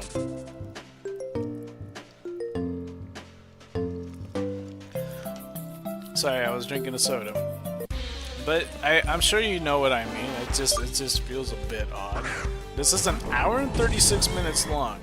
And seeing that the short lately, like, I always thought the shorts were like 10 minutes long, but a lot of them lately has been 20 minutes long, so I have no idea. Shit, I don't know. I think between, because to talk about the characters, it's between Clement and Serena, and I think Serena should be next, and maybe we'll save Clement for the next time when we talk about the 19th movie, perhaps. I'm not sure. 2405. So we'll probably do that when we get the chance. And that chance is right now. Let's go put Serena, Pokemon. Let's see here. In the anime. Yeah, let's talk about Serena. If you were looking for the character from Hoenn, see Serena AGO92. I don't know if there's another Serena, I guess there is. The Japanese name is also Serena, which is interesting. Serena is like one of the better characters in my opinion. She's absolutely great, I would say. So Serena is a Pokemon performer and a former traveling companion of Ash, who debuted in Kalos, where dreams and adventures begin. Her first Pokemon was Fennekin, that she received from Professor Sycamore. Home town of Vanilla Town, Vanillville Town, I should say. She is a rising Pokemon performer who aspires to become the Kalos Queen. Let's go 2506. In Pokemon Journeys, the series, she is revealed to have become a successful Pokemon coordinator as well. That's pretty good. That's cool. History. In the pre-series, young Serena. Serena grew up in Vanillville Town in the Kalos region with her mother, Grace. During her childhood, Serena was taught about Rhyhorn racing by her mother. Let's go ahead and do that. 2507. Which, isn't that enough to confirm that she's supposed to be like the main character of X and Y and not like Callum? Because Callum is the other guy's name for like X and Y, I suppose. I don't know. Anyway, so about the Rhyhorn racer and stuff, and to know how to handle the Spikes Pokemon. Serena also practiced riding Skiddo, but she got scared during one of her practices and had her mother for comfort. Sometime later, Serena was sent to Kanto against her will to attend a Pokemon summer camp, which was hosted by Professor Oak. One day while at camp, she got lost in a nearby forest and startled by a Poliwag. So we got 2508. See, and before we continue, it's a bit weird that, like, that's not the fucking first time that they mentioned that, like, because it never hit me. And it still doesn't make sense to me that they mentioned that May, of all things, was a person that was scared of all Pokemon just because of one encounter of one species of Pokemon. Now you're scared of all of them. Like, I get if you're scared of one Pokemon because some stupid PTSD shit. Like, I'll get that. But just the fact that all of a sudden you decide that you're scared of all Pokemon is kind of bizarre to me. So I don't know where they're going with, like, I don't know why a lot of the characters that accompany with Ash for some reason are just scared with Pokemon. But like Dawn simply got over it. Iris is scared of ice types, I understand, you know, that makes sense to me. You know, when you're a dragon type user, you should hate them. I don't blame you for that. Oh, the egg's about to hatch. I think they said Silent scared of Purloin, and that's supposed to be like a joke, I guess. I don't know. We are at one... Did I already put 180? I'll put 180. Let's go outside. I tried to fly and stuff. It did not work. It did not work. I simply stated, believe it or not, it did not work. You know, I honestly forgot what the fuck I was talking about when it comes to like why I said it in a British accent. But alright, so that's 179. So it is 180. Believe it or not. Alright. Neutral nature, adaptability, ability, docile, often lost in thought. Sweet. I swear that was like 161 though. I still got it wrong either way, because like I said it was the 156 Pokemon when it turned out to be 152. I don't know. Okay, so where I was pretty much basically... Hold on, let me read it in a second.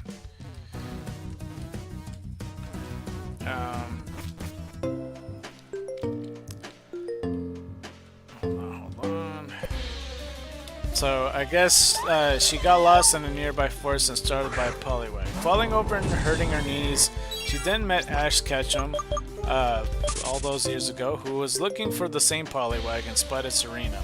Noticing her knee injured, he pulled out a handkerchief and wrapped it around her wounded knee, saying that it was a good luck charm and that the pain would go away.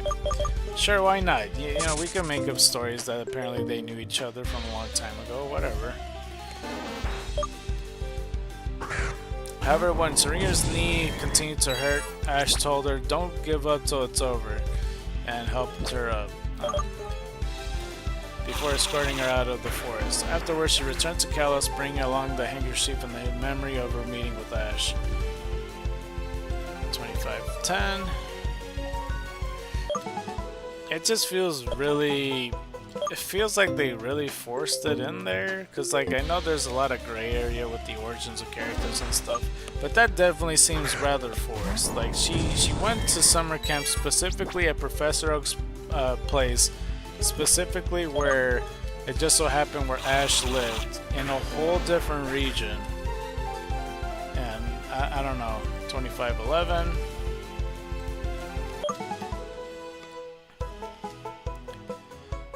Pokemon the Series X and Y, Serena, Ash, Clement, and Bonnie. Serena debuted in Kalos, where dreams and adventures begin, where she was forcibly woken up by her mother's fledgling in Lumio City pursuit. Or by her mother's fledgling. In Lumio City's pursuit, there you go, that's a new sentence. She attempted to practice Rhyhorn racing after being encouraged by her mother. We get 2512. However, Serena's attempts at controlling her mother's Rhyhorn ended up with her being sent crashing into the ground. Later that evening, Serena complained about her earlier practice, leaving several scratches on her face. She sat down to watch a news report on an incident that was occurring in Lumio City. As we got another one, 2513. On the screen, she saw Ash trying to calm down a rampaging Garchomp at Prism Tower and recognized Ash as a boy she had known in her childhood. The next day, while feeding Rhyhorn, Serena thought aloud that something interesting was going to happen, and that involved Ash. Okay. Well, anyway, Serena began her Pokemon journey in a battle of aerial mobility. When she set off to Professor Sycamore's lab in Lumio City. Immediately upon arriving, Serena's questioned the professor about the boy on television, and he confirmed that it was indeed Ash Ketchum. However, to Serena's disappointment, Ash had already left Lumio City for the Santaloon City's gym the previous day. Serena was then offered to choose her first partner Pokemon. As we got 2514.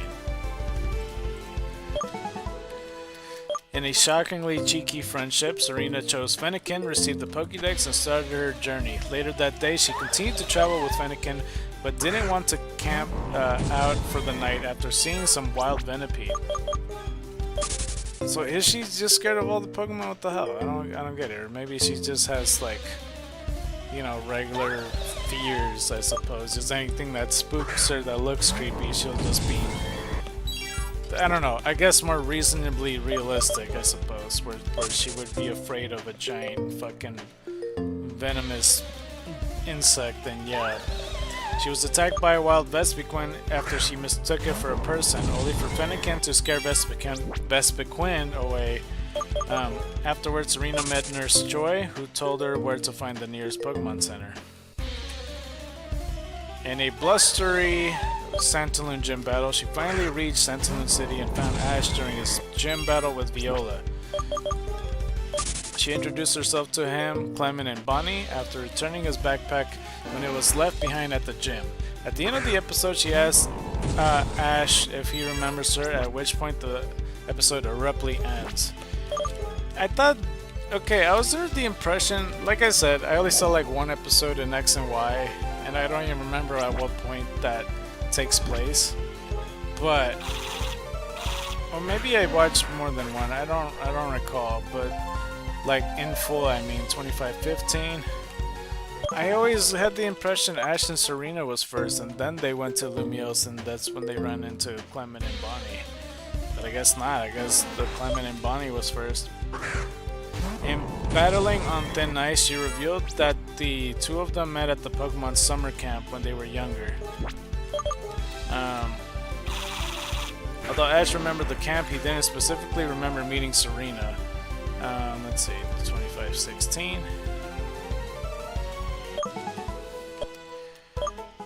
Much to her disappointment, Serena quickly regained her composure and reminded him that he once told her to never give up. Hearing these words helped Ash continue his training to win the rematch against Viola. He lost to Viola in the first match. Didn't I say in the first gym that Ash more likely was to win against her? No way. Interesting. Alright. During the rematch, Ash was visibly become overwhelmed by Viola's battle strategy as we go get 25-17.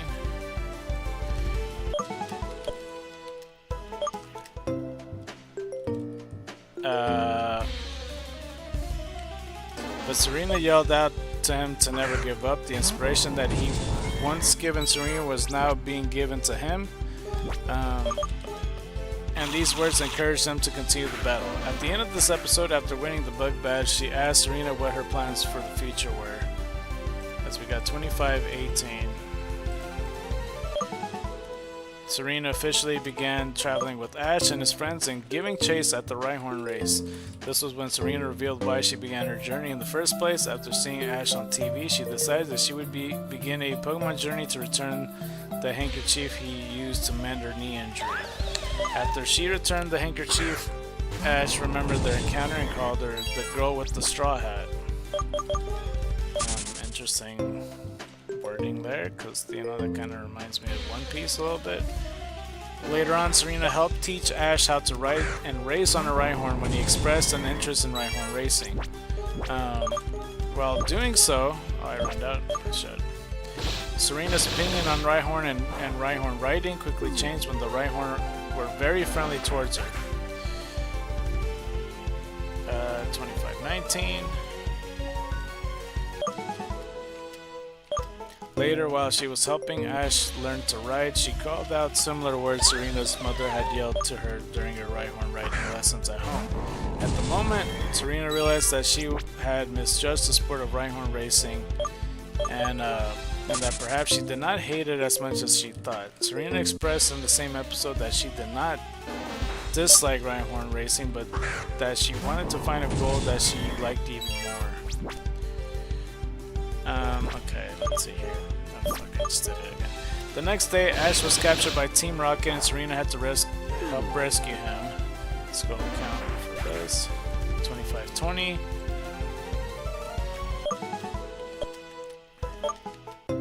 This was when Serena had her first Pokemon battle, commanding Fennekin to use Ember on the criminals. At the end of the episode, she gave Ash a pouch of cookies, saying it was her way of thanking him for all he had done for her. And Clement's got a secret. Serena learned from Clement's father, Meyer. I need to look up who that person is, because that's not the first time they... I don't know, 25-21.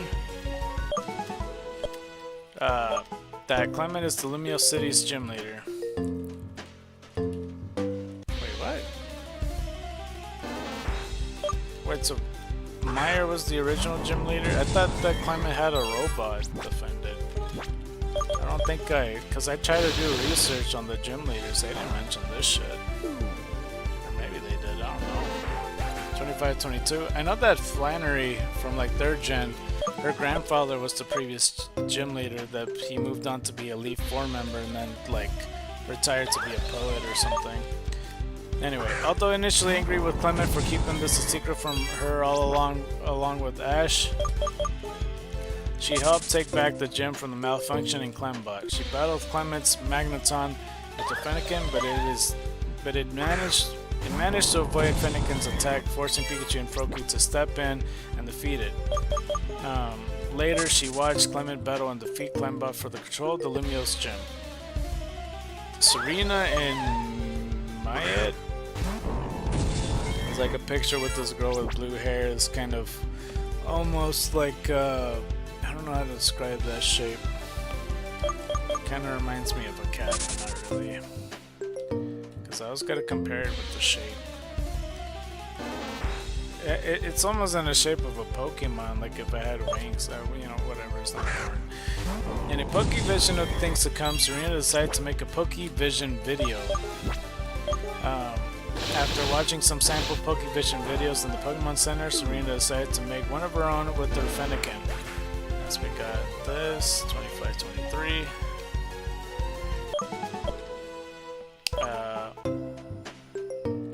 She rented a camera and began filming with Fennekin, the two of them dressed up in multiple outfits, and the video featured them posing and baking together.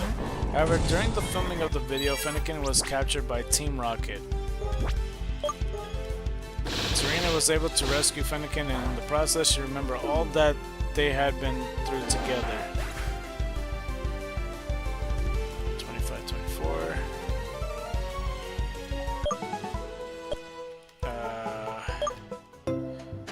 Her feelings of friendship were conveyed to her Pokemon, and Fennekin was able to learn Flamethrower in the battle against Team Rocket.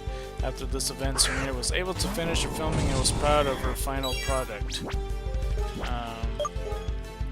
In a battle by any other name, Serena participated in the Pokepuff contest, but she did not emerge victorious. Before the event, she met another competitor named Mayet. The two of them compared their Pokepuffs to see those whose were superior. Let's go over here. 25. Look at that number. Which led to a spark of rivalry between them. After comparing the two Pokepuffs, the group realized that Serena's Pokepuffs were more suited for humans' taste than Pokemon's. This was part of the reason that Serena was not able to win the Pokepuff competition. Serena had her first official Pokemon battle in Summer of Discovery against Shauna. Shauna and her friends Tierno and Trevor had seen the Pokevision video that Serena filmed in Lumio City and recognized her from it. Serena accepted Shauna's challenge, and alongside Fennekin, she faced off against Shauna and her Bulbasaur. Despite having a type advantage, Serena was unable to win. Serena talked with Shauna throughout the episode and learned that Shauna was aiming to be someone who could put on performances with Pokemon. Her conversations with Shauna were a catalyst in helping her realize that she was the only one of her friends who didn't have a set goal. At the end of the episode, Serena sat alone brushing Fennekin's tail and wondering what her dream was. In Day 3 Blockbusters, Shauna informed Serena about Pokemon showcases and told her that she was planning on becoming a Pokemon performer. As we got another one, 25-26. And this inspired Serena to become one as well. In Dreaming a Performer's Dream, Serena witnessed her first Pokemon showcase. She saw an exhibition performed by Aria, the current Kalos Queen, and also saw a wild Pancham interrupt a contestant's performance on stage. Oops. Later, outside, the same Pancham stole Ash and Clement's belongings. Serena managed to track Pancham down and saw that he was performing with no one around. This made her realize that Pancham loved performing and simply wanted to show that to everyone.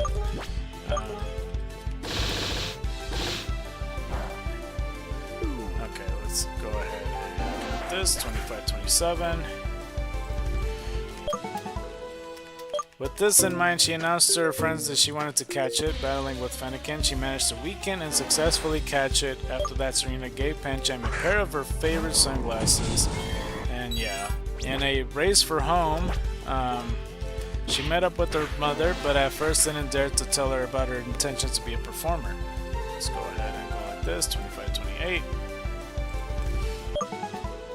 Later, Serena finally told her mother about her dream and challenged her to a Rhyhorn race to prove her determination under the condition that if she lost, she would go back home and train to become a Rhyhorn racer. However, her mother suggested that they race on Skiddo. Knowing that Skiddo could sense the rider's feelings, Serena managed to beat her mother in the race. When the Skiddo she was riding sensed her determination, and thus her mother gave her permission to become a Pokemon performer. Under the pledging tree, after helping her friends toward Team Rocket's plot, let's go ahead and count this too, 25-29. We got pretty much 2 hours left, wow. Team Rocket's plot to crash the Pledging Tree Festival and returning the stolen presents to their rightful owners. Serena gave a ribbon to Fennekin and new sunglasses to Pancham in honor of the event. The group then found a present not addressed to a Pokemon but to Serena herself. As we got 25-30.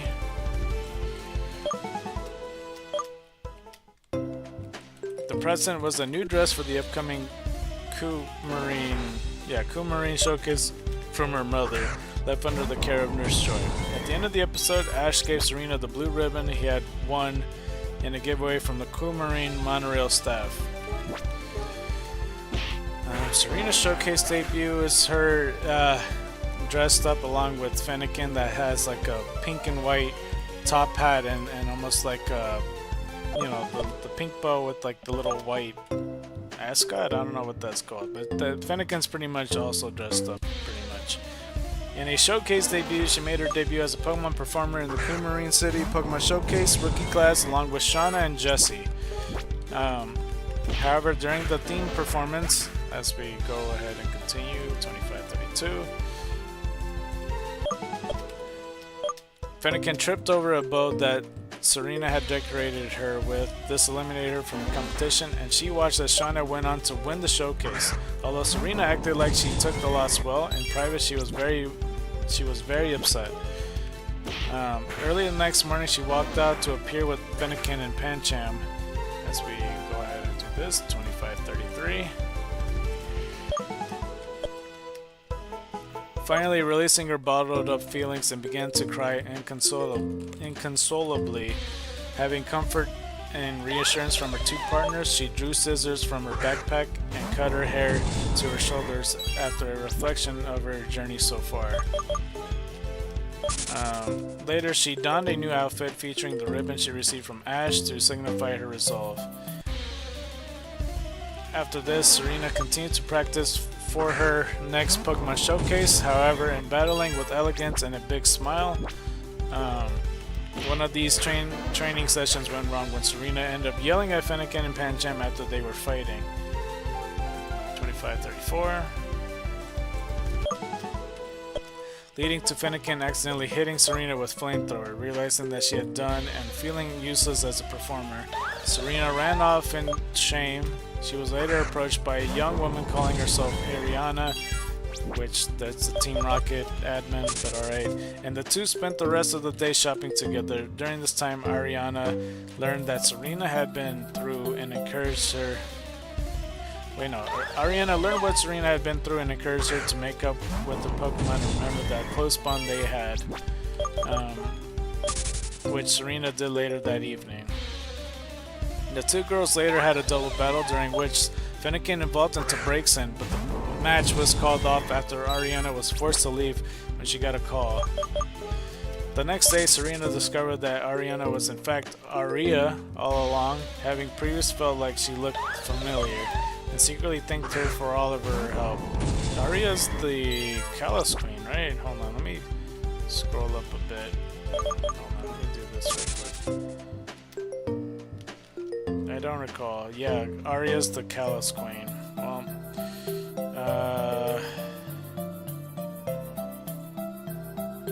wait, I think I skipped quite a bit.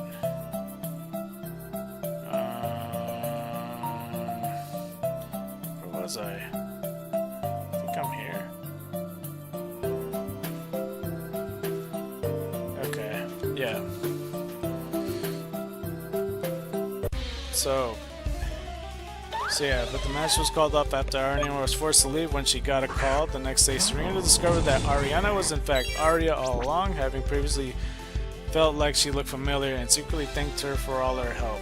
So yeah, there's that.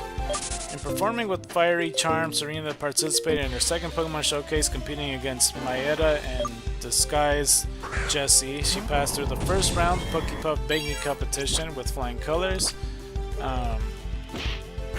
However, prior to her freestyle performance, as like I'm gonna go through here, 2535.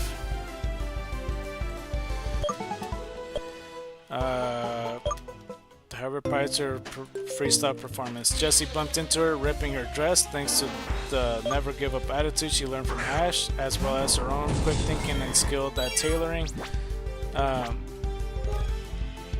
Serena was able to modify the dress just before she was called up. So let me go like this, 2536. During the second round, she delivered a performance that left the audience very impressed. As a result, she was the most voted performer, winning the competition and receiving her first Princess Key, despite the anxiety she still felt from her debut performance. After arriving in Anastar City in Performance Pop Quiz, Serena participated in her third Pokemon Showcase, as we got another one, 2537. In the theme performance, she was able to beat Nini and Lily in the Pokemon Quiz segment, earning her a spot on the freestyle performance. However, before she could go on stage, her Eevee went missing after being scared by the performance Jessie had delivered, and Serena left to find her, almost missing her performance in the process. After reuniting with Eevee and receiving her support, Serena gave her performance using choreography based on Eevee's dancing, which earned her enough votes to win the showcase and obtain her second Princess Key. For a second. I hope I didn't miss anything, cause shit me, man. Yeah, okay, well, I guess... Alright. Cause it didn't say where the Eevee was founded. Alright. 2538 though.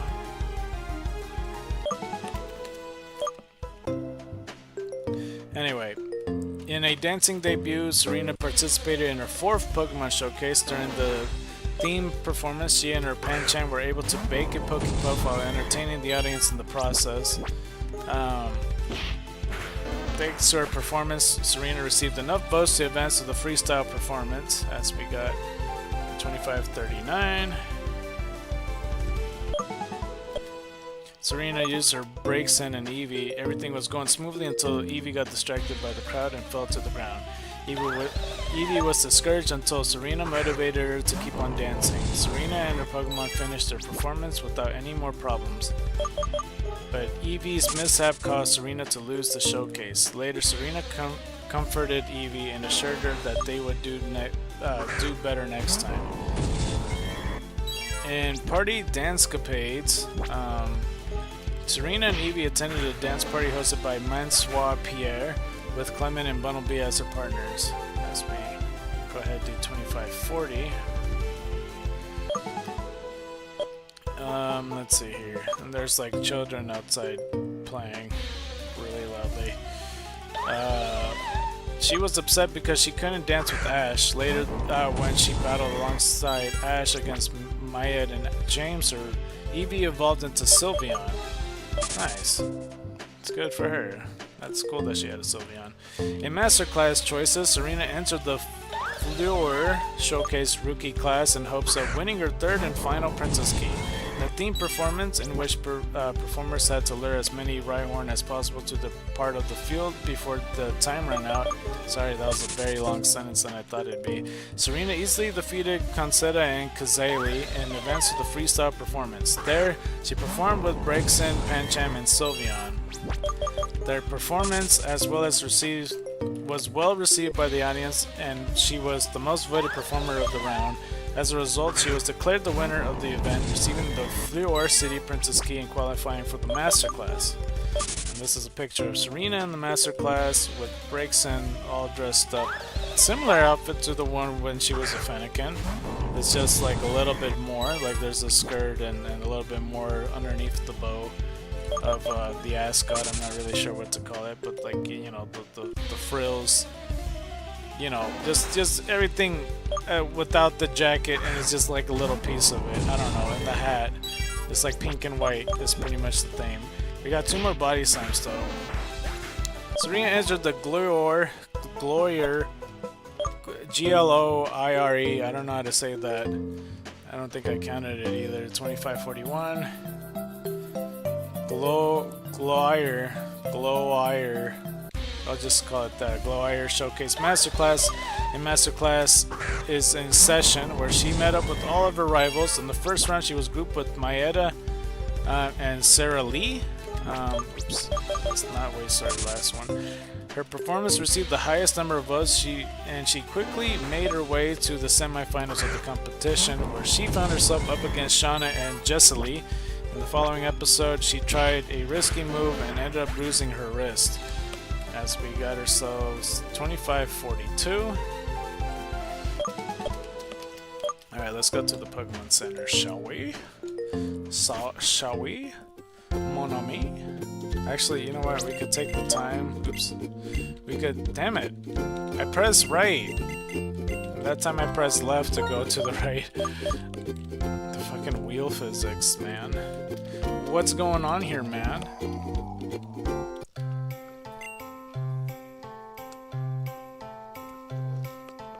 Sorry, I was finishing the soda. I need to get more soda, bro. It's soda.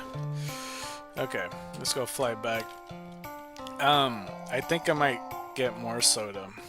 I'm not gonna do a be right back screen, so I might just end up muting myself and then unmuting myself simply. Just so you don't hear me walk up, leave, open the door, go through the door, pour soda, you know, perhaps drink soda, come back, open the door again, sit down, then turn on the mic, or off the mic. I don't know. I'll be right back though. BRB.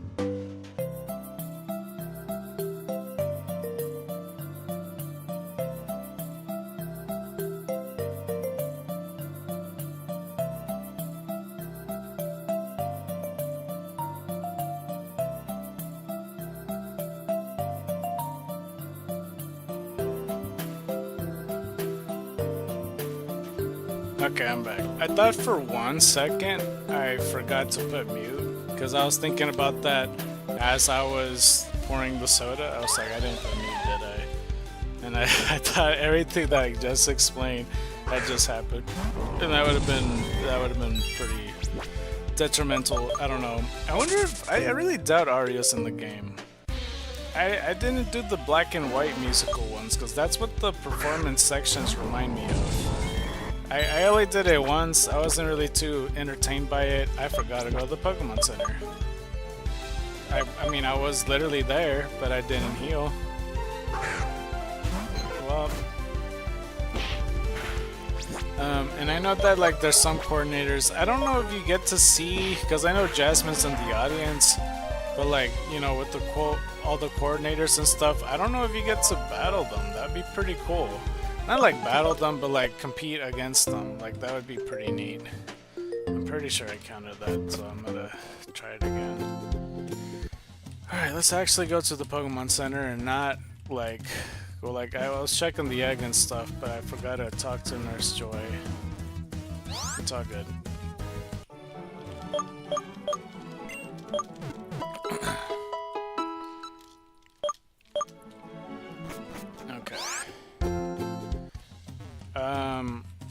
What was I gotta say though? I mean, what part of the story are we on? We're almost halfway there, so that's a good sign. Once we clear most of her backstory section, it should be more smooth sailing, I would say. Alright, let's go ahead and continue.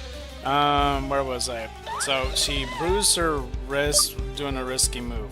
She was about to fall, but Sylveon helped Serena using her feelers. Is that what the fuck they're called? I thought they were just called ribbons. Saving the performance. She was the most voted performer of the round and as such was allowed to move on to the finals, where she faced the reigning Kalos Queen, Aria. Despite her best efforts, Serena couldn't defeat Aria. I almost just read the same thing over again. Who retained her title. Let's see here. 25-44.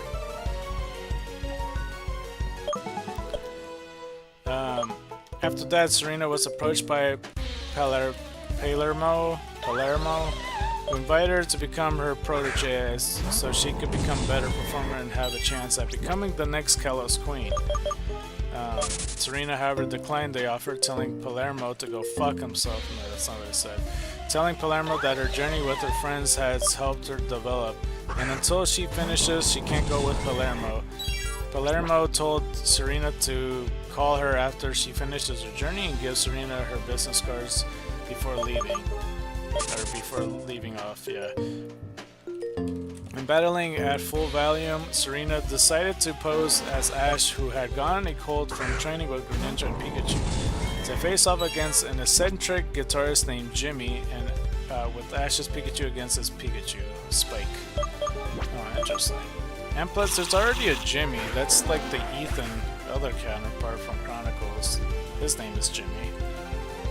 I don't know. I mean, I understand that there's multiple Jimmys and Timmys and shit like that, but like, within the Pokemon lore and stuff like that, it is implied that there's multiple of them, but like for characters' sake, for known characters, it's a bit weird to have, you know, common, like, multiple, I don't know, like there was already an Ariana earlier, and shit like that. Anyway, her disguise pulls through and they ended up battling well against each other before almost getting exposed by Clement and Bonnie. As you continue the battle, Pikachu and Spike were captured by Team Rocket. Let's go ahead and count that right quick. 2546.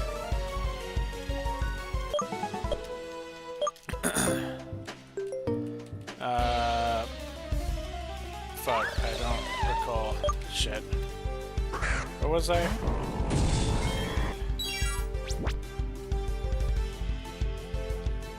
So I'm trying to find the... Yeah, captured by Team Rocket, by which Jessie managed to see through her disguise to her dismay. Upon Ash's recovery, she discarded her disguise and commanded her Pokemon to simultaneously attack Team Rocket, who were eventually sent blasting off by Pikachu and Spike in the end. She apologized to Jimmy for deceiving him and invited him to join her and the others for lunch. 2547. It's something about Jimmy, right? I kind of zoned out because it's hard multitasking sometimes. And seeing the forest for the trees, Serena became concerned about Ash when he became depressed after his defeat in a gym battle against Wolfric. He lost to Wolfric? That's insane. I don't remember who I said. I think I was hoping that Valerie were to beat him. I hope every gym leader beats him, honestly. When he ran off into the woods, she chased after him on her own. Serena found Ash in the middle of the woods. Still despondent over his defeat, she began to talk with Ash. 2548.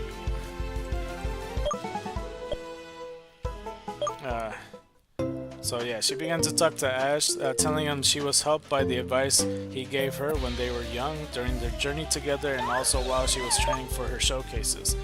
However, the agitated Ash yelled at her, causing Serena to become angry at him for not acting like himself. In response, she threw a few snowballs at Ash before leaving. When it began to snow, Serena grew concerned about Ash again and led to the others to find him. Meanwhile, Ash reflected on his actions and Serena's words. Later in this episode, Ash apologized to Serena for yelling at her and also told her that he was able to figure things out thanks to her words of encouragement. I mean, Ash, it feels... I don't... Hey, there's a lot of the things, like, I don't mind Ash as a character. At the same time, I don't know, I see a lot of, like, there's pros and cons, but I feel like there's a lot more cons than there is pros for him as a character that I just don't like. And I just don't understand the purpose of him yelling back when she's clearly trying to help him and not being, like, annoying about it, you know?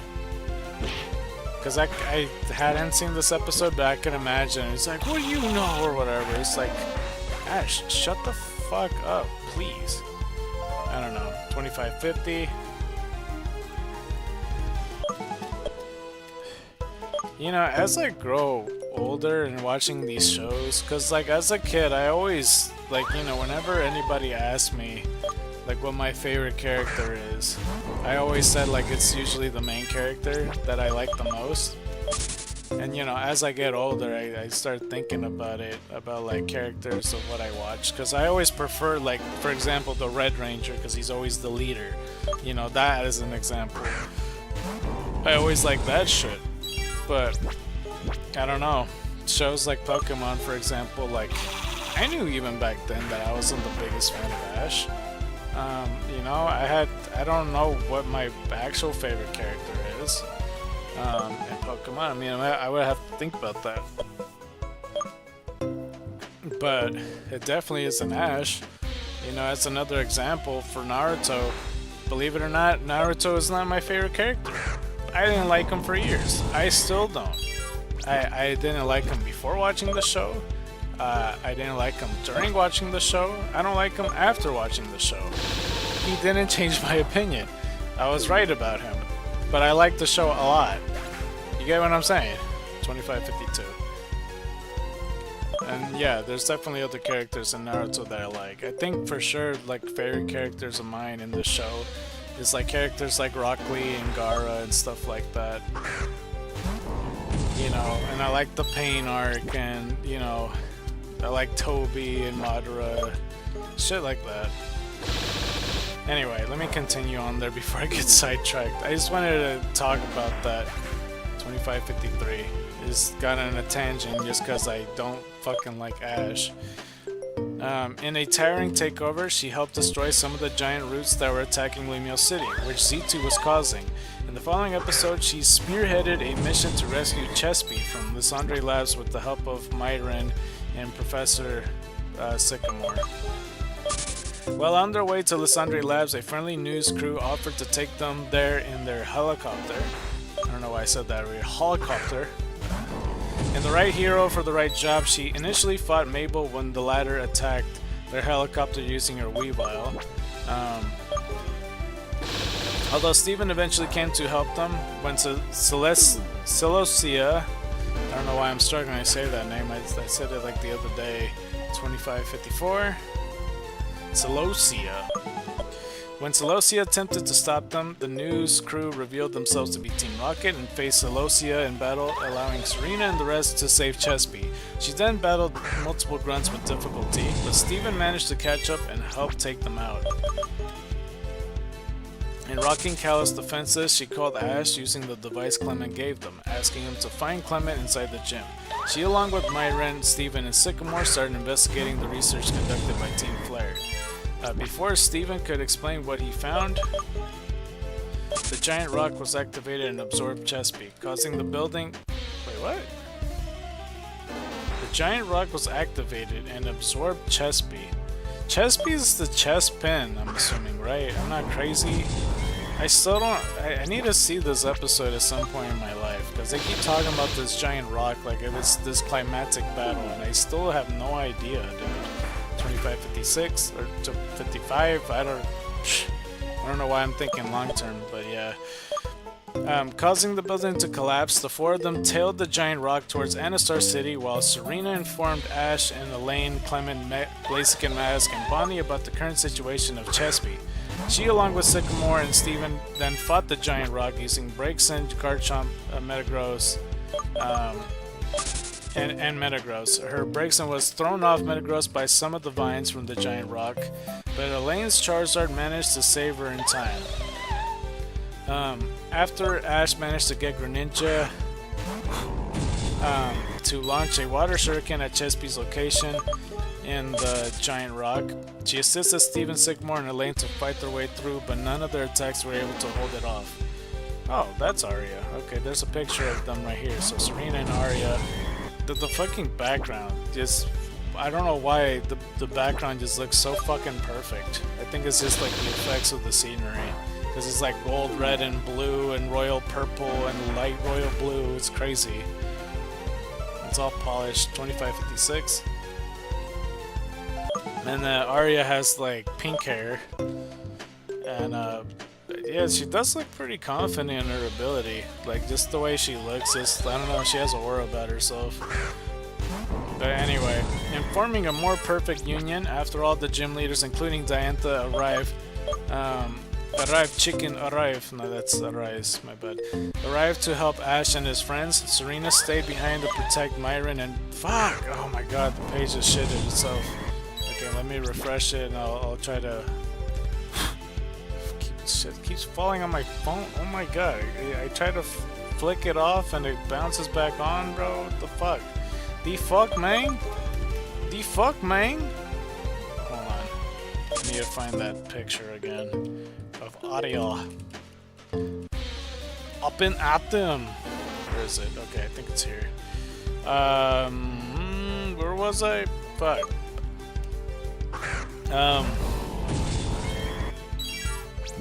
Shit, I don't remember where I was at. Fuck. That cut me off so bad. 25:57 though.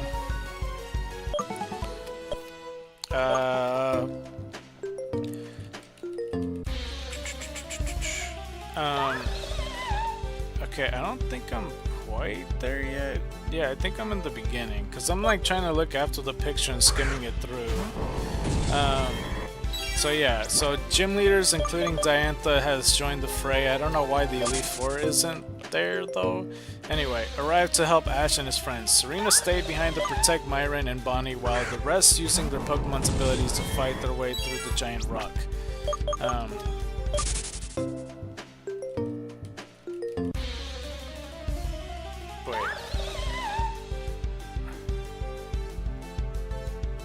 Fight their way through the giant rock. Okay, something about that, because I was like, fight and giant rock are like so far apart in that sentence, but no.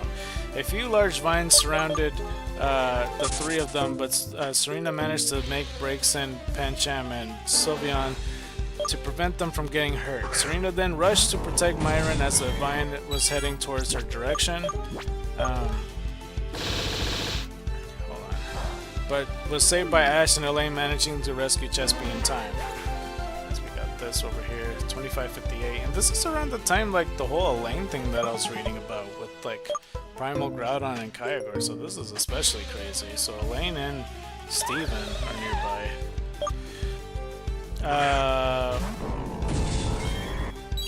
So yeah, Ash and Elaine managing to rescue Chespy in time, supposedly. I still don't know who that is.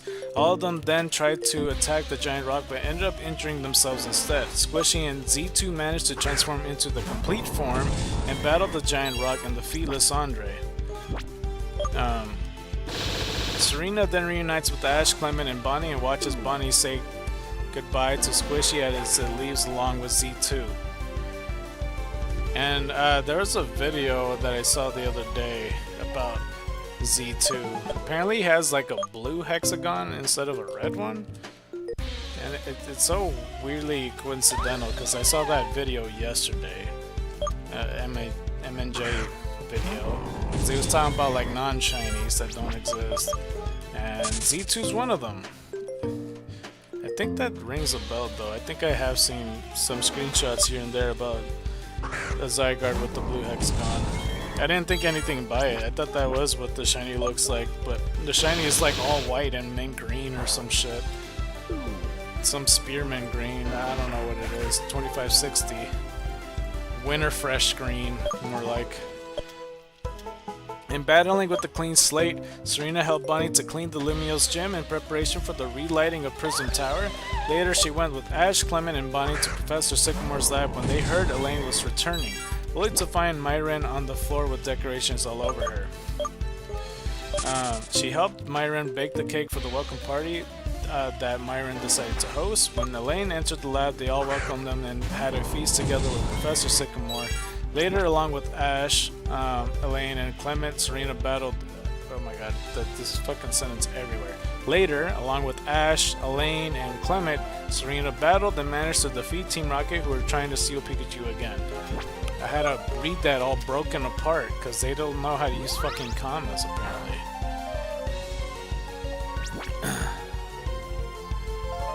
But yeah, apparently they were trying to steal Pikachu again. The next day, she watched the battle between Clembot and Alvin. Let's see, 2561.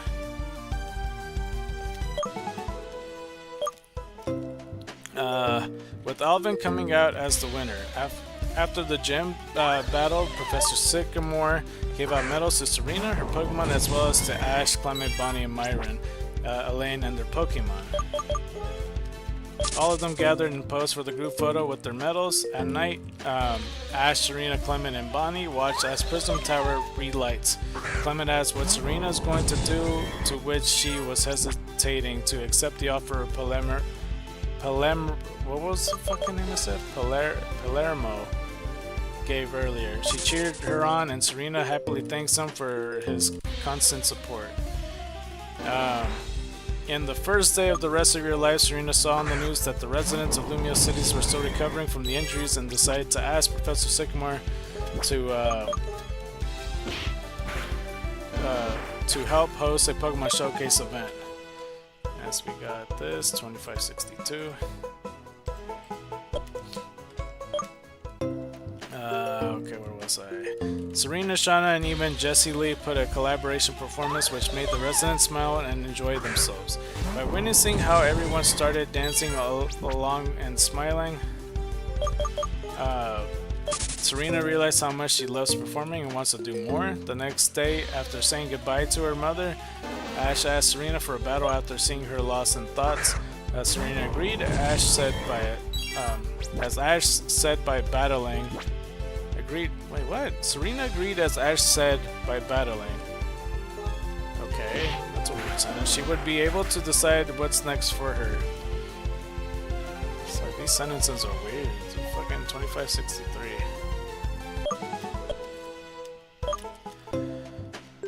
During the battle, Serena was able to work well with Braxton and use her techniques well against Ash's Pikachu. Ash called off the battle and encouraged Serena that she always has her Pokemon by her side and she would be rooting for her.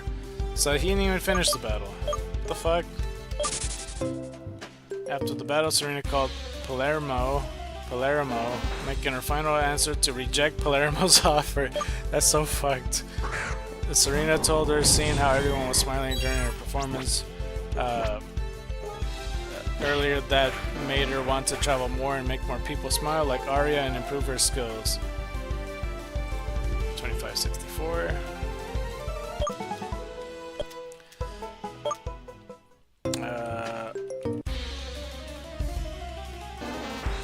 Palermo advised her to compete in the Pokemon contest in Hoenn, and Serena happily agreed. After that, she announced to the group that she would go to visit other regions to further develop her skills as a performer, starting with Hoenn. So that's pretty cool. Let's go like this, 2565. It's just crazy that everybody in the world of Pokemon, like shit, I don't even know. I almost said like 90% are like traveling all over the place. But that's not entirely true, because there's people that are pretty happy staying where they're at. It's just all the trainers. That's like damn near 1 million trainers all traveling all at the same time. 2566. In facing the needs of the many, just before she, Ash, and the others were heading back to Lumio's airport, a big plant pops up after Xerosic captured Clement and when the van drives away. Wait, what? After Xerosic captures Clement and when the van drives away, Ash Greninja jumps in front of the van, which frightens Serena. Later, Serena goes with Ash and Bonnie to rescue Clement by jumping from the top of a cliff and then getting rescued by Ash Greninja's tongue. That sentence was also longer than I thought. After Clement gets rescued and Xerosic is arrested, let me just go do the count now, 2567. She, along with the others, bid farewell to Ash's Greninja, which goes along with Squishy and Z2 to find the negative energy where those roots were spawning. Until we compete again, Serena officially left the group to follow Palermo's advice and travel the Hoenn region, even though he rejected his fucking negotiation and decided to do her own shit, but then he's gonna follow this advice, okay. At the airport, Serena told Ash she vowed to become better, especially for him the next time they met. She then leans towards him, and the scene heavily implies that she kissed him on the lips. With Clement, Bonnie, Pikachu, and Dedenne all shocked, and Ash left momentarily stunned. Serena then thanked him for the journey and his guidance before leaving. She was last seen happily arriving in Hoenn. I think I remember seeing a clip about that, because people went crazy for that clip. So yeah, even I saw that. Except I thought that the visuals did show that they were kissing. Or am I imagining things? I don't know. It was a while ago when I saw it. Pokemon Journeys. Pokemon Journeys the series. As we got this going on. 2569. In the time since she started traveling alone, Serena became a rising star in Hoenn and garnered a lot of local attention in Lilycove City. She also becomes friends and rivals with Hoenn Top's contest idol Licia and helped her to liven up at the local contest. And there's like a picture of her wearing like black and like a gray hat. That looks pretty fancy. 2570. Serena, the Pokemon Journeys the series, and she has like the red earrings though. I imagine she still has like the traditional red dress she wears. Serena and Licia, and if you don't know what Licia looks like, just imagine a girl that dresses like an Altaria, you know, with like not that much puffy clothing, but you know, if it's Altaria, if it was a human, that's what she looks like pretty much. You know, light blue hair and blue and white clothes.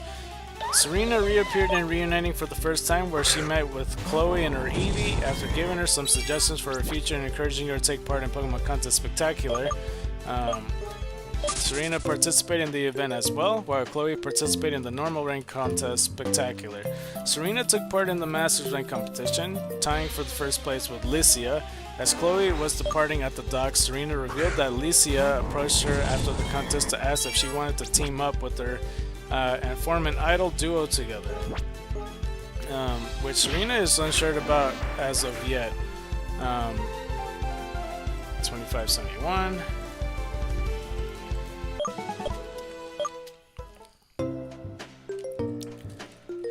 Shortly afterwards, Ash and Go arrived, and Serena briefly reunited with Ash, with the two promising to keep cheering for each other as they parted ways again.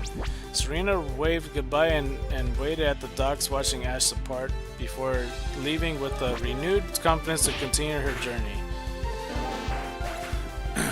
Yeah, sorry that like every now and then I would just not do anything. It's just every now and then I try to finish these sentences and then I'm like, oh shit, I should probably just continue to press A or whatnot.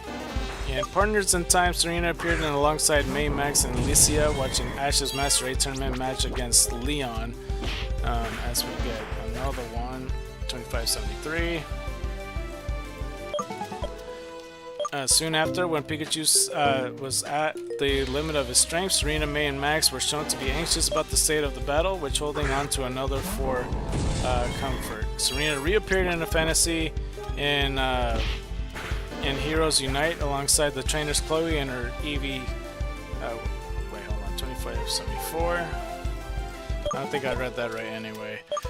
Serena reappeared in a fantasy in Heroes Unite alongside the trainers Chloe and her Eevee had met. That's such a what had met makes no sense towards that, but alright. Other appearances, Serena made a cameo appearance in the ending credits of I Choose You. She appears using her original look. And then character, Serena and her mother. That does look like the mom from the X and Y games. I can confirm, 2575. I think I ran out, right? I ran out? Yeah, I ran out. I ran out.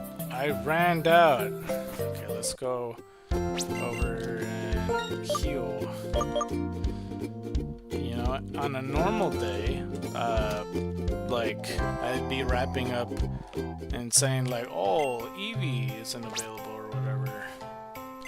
But in this case, it's different. Like, because it doesn't matter what time of day it is, like, we could catch all the shit we fucking want to. So it doesn't fucking matter, does it? So let's just go ahead and do it. And let's go to the Pokemon Center.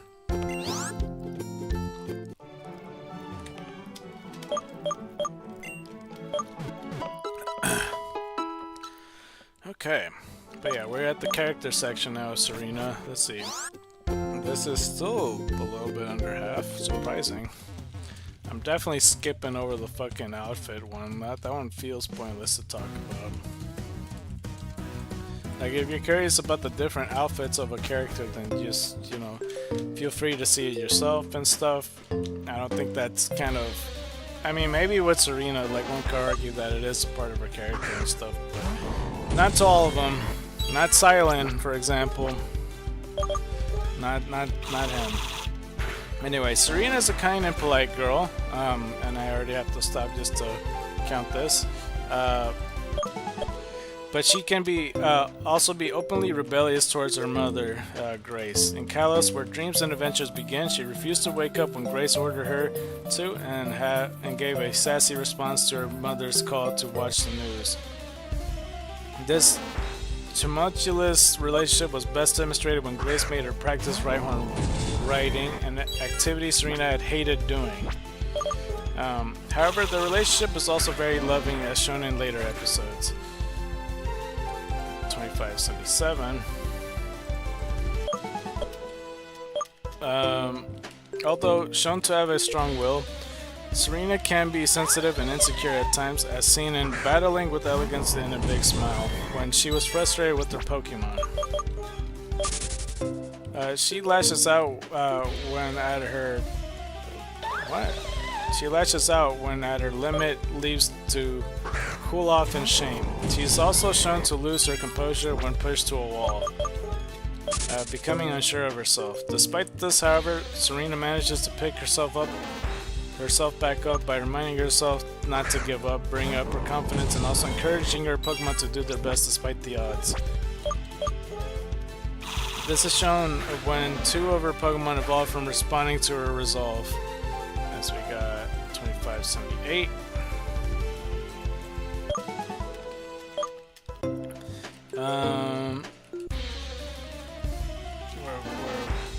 Where was I? Shit. Where was I? Fuck. I lost my place. Oh, there it is. Okay, I found it. And I have to count it right quick. 2579. While battling isn't her primary focus, Serena has shown herself to be a competent battler, at least partially due to picking up Ash's battling style after seeing him battle countless times. And then there's a picture of her Serena Sky Trainer outfit. That looks pretty cool. She's gliding in the sky like a fucking Emolga. It's like black and red and gray. It's almost like a Yveltal kite special edition. 2580. Serena was uncertain about what path or career to pursue in life and expressed little ambition towards becoming a full-time Pokemon trainer in the early stages of her journey. However, in Summer of Discovery, she began to think that not having an established goal was a problem for her future as a trainer. During her time in the Pokemon Summer Camp, she began seriously considering what she wanted to do with herself and her Pokemon after seeing how passionate the trainers around her were. It was in Dreaming a Performer's Dream that she decided that her goal was to be a Pokemon performer. And let's go like this, 2581.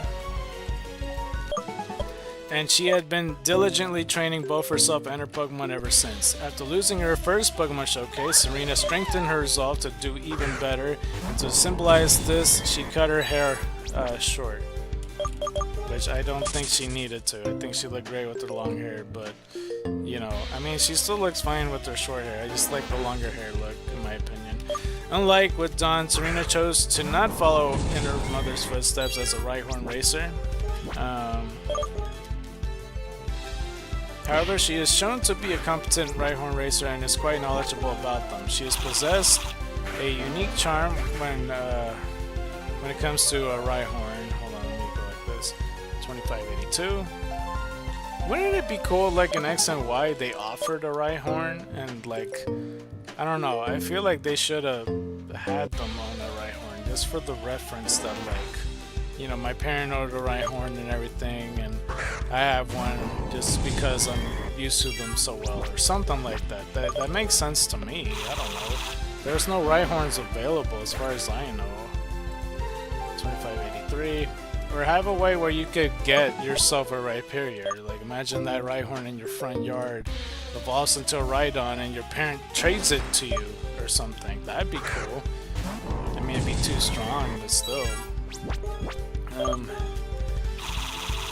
So yeah, she possesses a unique charm when it comes to Rhyhorn, possibly due to her upbringing and stuff. Let's go like this, 25 and 84.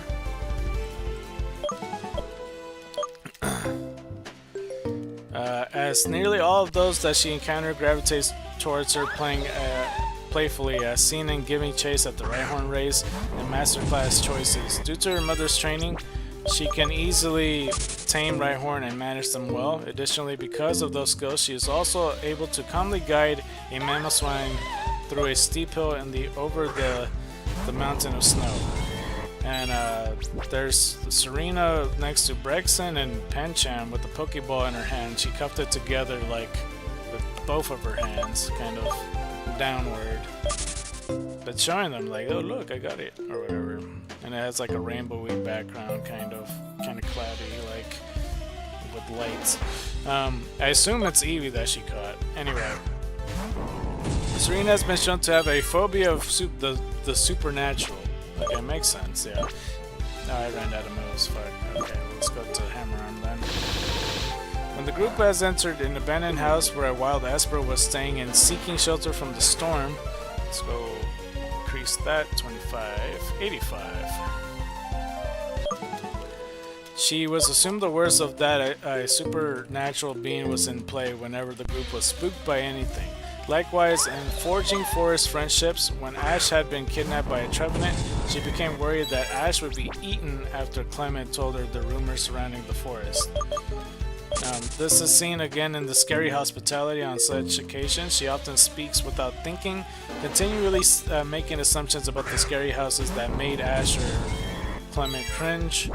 And she promptly covers her mouth when she realizes that she had said or what she had said. She also been shown to be afraid of crossing unstable bridges across high ravines. I honestly, everything that's been said and like from what I know Serena so far, all of it seems pretty reasonable to me. Like I said, like she was scared of a Venipede and like again it's a giant bug and everything. A Venipede looks a lot scarier than a fucking Caterpie because Misty's just scared of all bug Pokemon. But I feel like this is a reasonable thing to be scared of and going into haunted houses and such. I know regular people that are afraid to go into regular haunted houses that is fully gimmick and they know that is haunted houses rather than a house that might have supernatural stuff involved. That's a whole different bag of worms. You know what I mean? Like 2587. When you're going to a gimmick haunted house and you know that they're meant to scare you and stuff, you kind of fully embrace it and expect it. That's already reasonable enough. But for an abandoned house that's said to be haunted is a different story. And I wouldn't blame anybody to be scared walking in it and stuff, you know. I don't know. All of this just seems reasonable to me. Like I don't think it's a phobia of these things. I was concerned that, and plus like the high ravine, like who wouldn't be kind of sketchy walking across an unstable bridge or whatever. Like an Indiana Jones fucking road bridge, you wouldn't be confident walking over that shit. And you would be shitting yourself if you feel like, oh, I hear terror, oh my god, the planks are breaking, oh my god. Hopefully no one's gonna cut the rope on the other side and we fall down. Or hopefully nobody falls over. It's like all of it's reasonable. I don't know. I was gonna say though, like I was worried that they were gonna, you know, just make her scared of all Pokemon, like supposedly May, I guess. I still don't really buy it. Anyway, Serena and Chloe in this picture. I'm still not used to Chloe. I can't. Eventually, we'll get to her, and I can't wait to read her story. 2588. But it should be cool. I'm looking forward to it. I have no idea about her. I just know she has an Eevee. Serena seems to have a sisterly bond with Bonnie, as she is shown caring for her similar to the way Clement does, such as protecting her in dangerous situations, comforting her, and cheering her up when she is sad. Let's go ahead and put 2589. She also allows her to help her with various tasks such as baking, grooming, baking and grooming. Serena also gets along pretty well with Clement, and they are normally seen taking care of the table together during meal times. With Clement making the main dishes, with Serena provides dessert. Yeah, let's go ahead and put 25.90. We're almost working our way there. We pretty much almost got like an hour and 15 minutes left. Pretty close to it. And potentially we might have boosted more time. I don't know yet. I really doubt it's going to take me another hour to finish Serena's story in this, but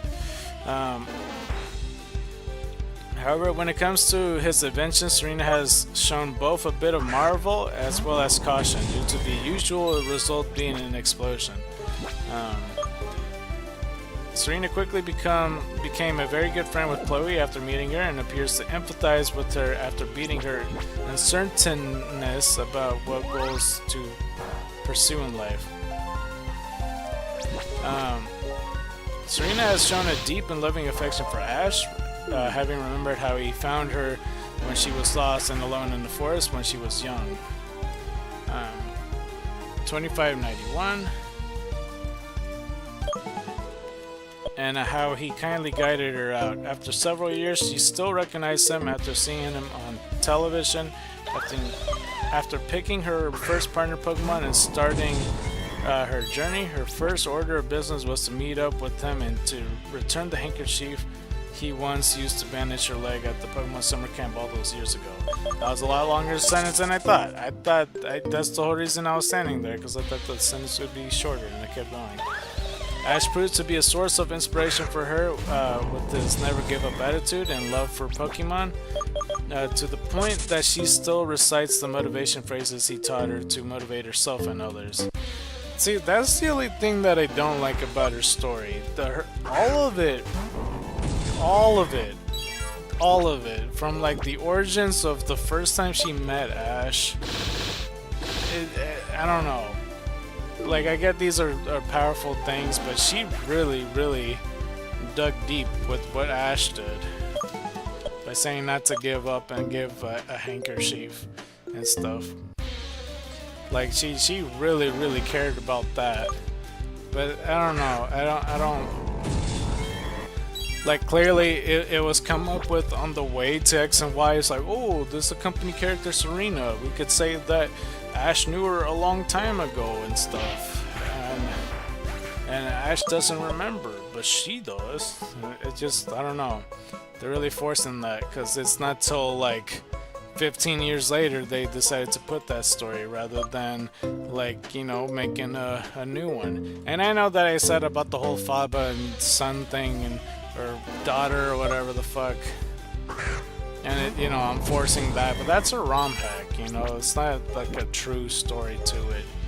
And it is better to come up with connection and stuff, because we don't know about Faba anyway, you know. 25.94. I don't know. It's better than like, oh, Ash just had it the whole time. That's like saying Ash with his aura powers and shit like that. That maybe he got them in the past, that like they time traveled to him and then they gave it to them. Then at that point you're really forcing it that he was destined to have this shit the whole time.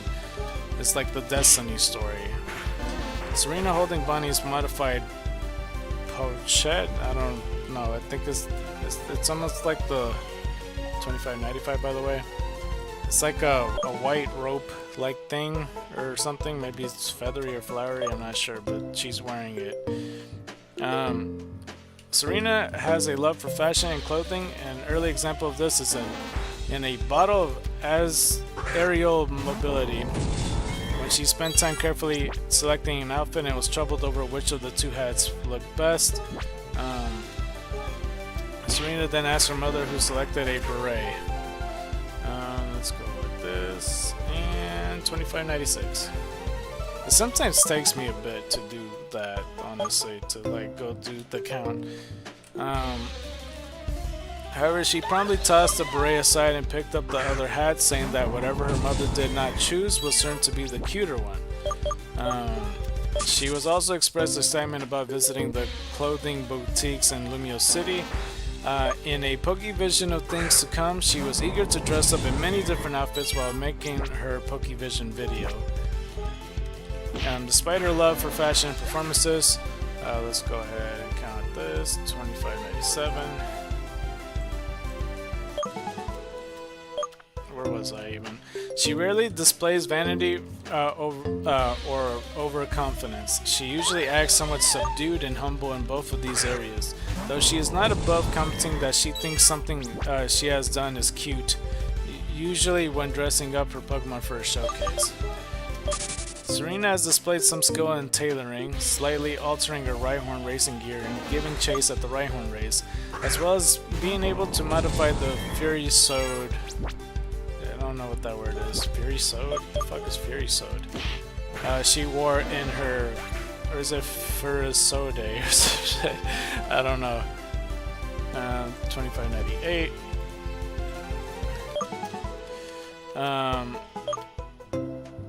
She wore in the second showcase on the fly, performing with Fiery Charm. When it was accidentally torn before her free performance, Serena also likes baking and is quite skilled at it. An example of this was demonstrated in giving chase at the Rhyhorn race when she stayed up late at night to bake cookies for Ash and the gang, which they seemed to enjoy. Also in Mega Meowth Madness, I don't know why it says that twice, but yeah, that's what it says. She had baked some macarons for the group, but they were stolen by Chespin.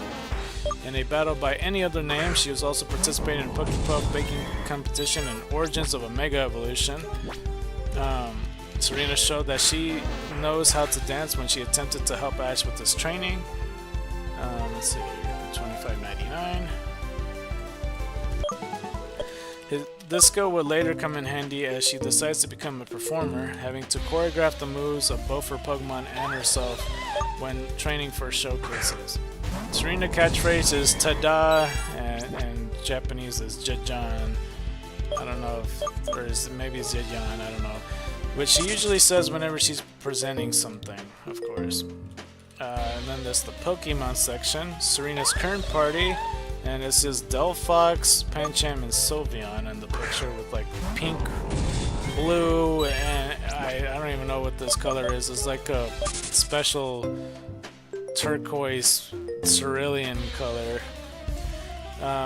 Serena's Pokemon consist of cute and are naturally inclined to Pokemon performances, such as her Pancham and Sylveon, who are both great dancers. Also, Serena and her Pokemon are shown to have tight-knit bond with each other, as she cares for them greatly and likewise.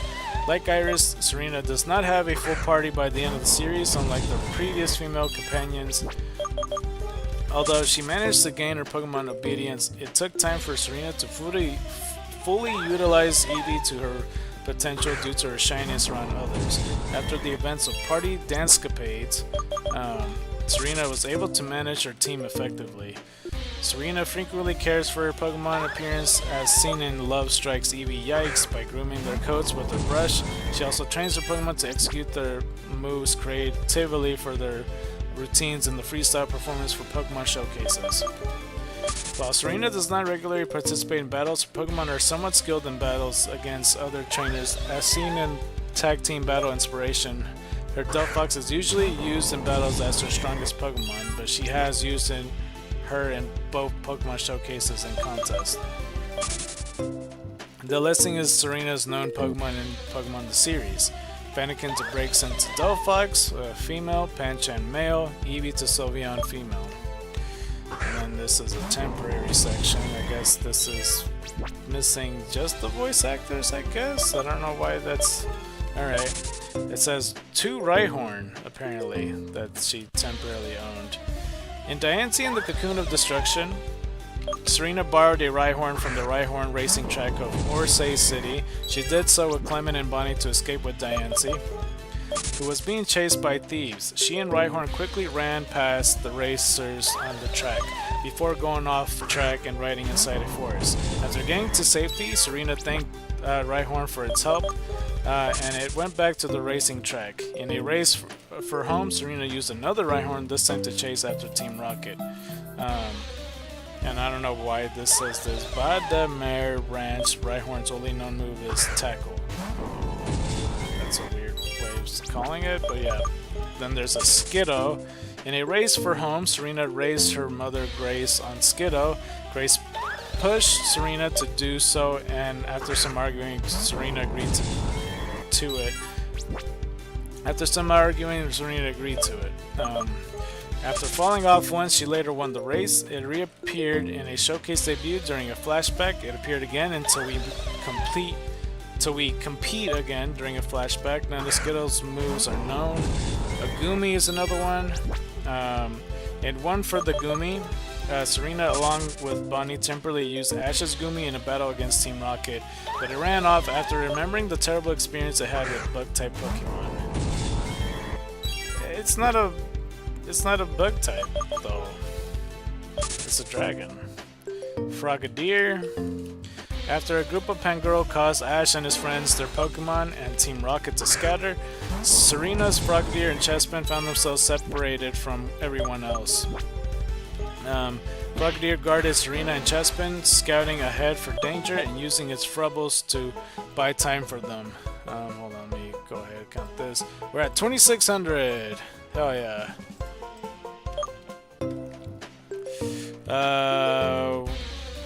So yeah, and using his Frubbles to buy time for them to escape one of the Pangoros searching for them. I don't know what Frubbles are.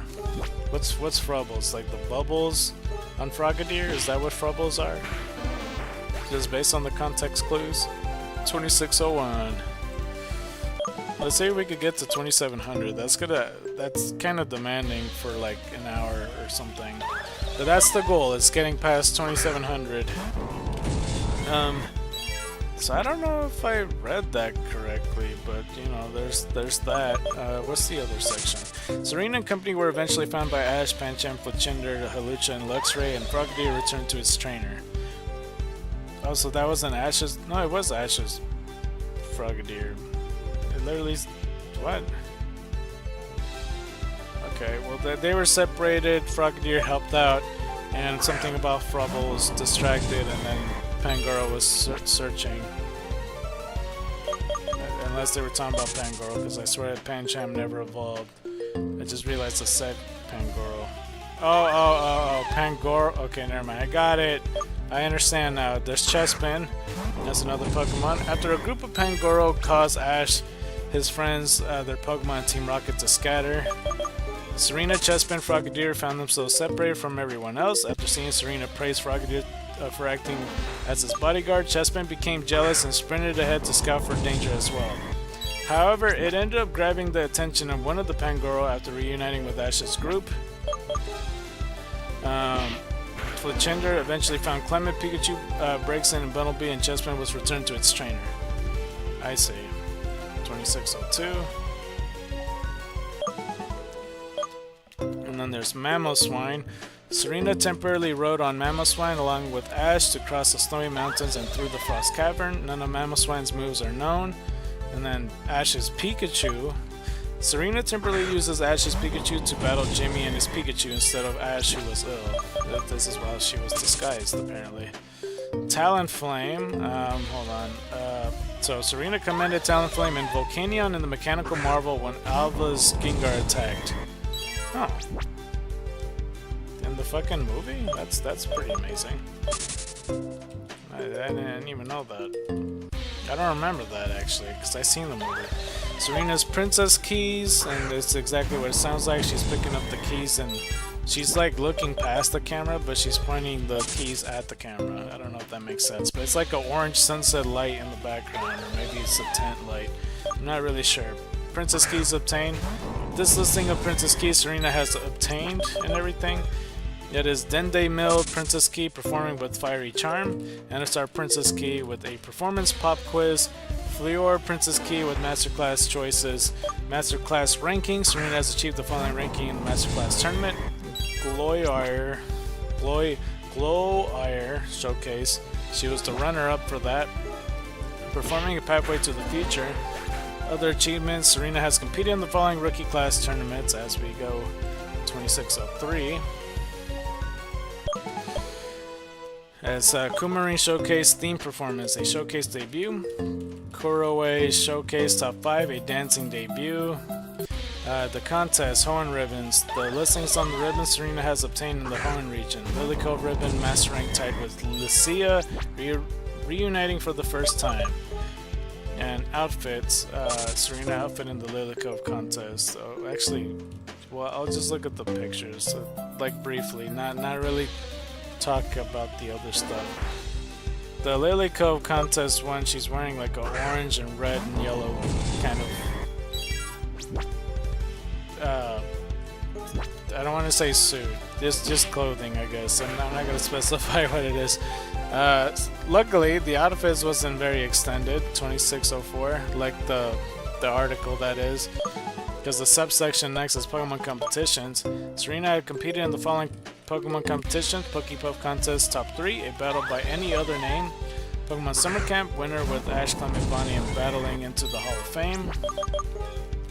And this is just Serena's first outfit picture. Oh, is this why? Well, I'm kind of confused. I don't know. It says main outfits XY. This is her short hair look with the second outfit. I'm gonna skip through the outfit section if you don't mind, because this would make me read up to 45 minutes worth of it. Okay, so here's the image section of the clothes. Serena in the first showcase. I don't understand why the other one it just skipped to the Pokemon competitions. That's weird. Or maybe they kind of accidentally put it in the middle by mistake. I'm not sure. 2605. Okay, so the first picture is like her red, black, and pink, like rose-colored, her showcase dress, pretty much. That's the first showcase. Serena in her Red Flower Florges episode. So yeah, it's the Florges get up, along with Bonnie, who has like purple and yellow, I suppose. It's like a lilac, whatever the color is. Like a light lavender, I suppose. Serena modified Red Flower Florges, Furiosode. I don't know if that's what it's called. It looks similar to the last picture, except the frills of the dress looks a bit different. And I can't tell with the sleeves because her arms are down in this one, her arms are up on this one. But Braixen and, well, Pancham pretty much has the same glasses, but Braixen looks more like a ninja look. Serena in the breeder-like outfit, exactly what it sounds like. She just looks like a breeder instead of red is pink. This is our last body slam, and Braixen and Pancham's next to them. 2607. So Serena in the academic dress. This is pretty much them in a graduation ceremony outfit, along with two other people. I think it's like Jessie Lee and Mayet. I don't know if that's them. Mayet looks a bit different here if it is her.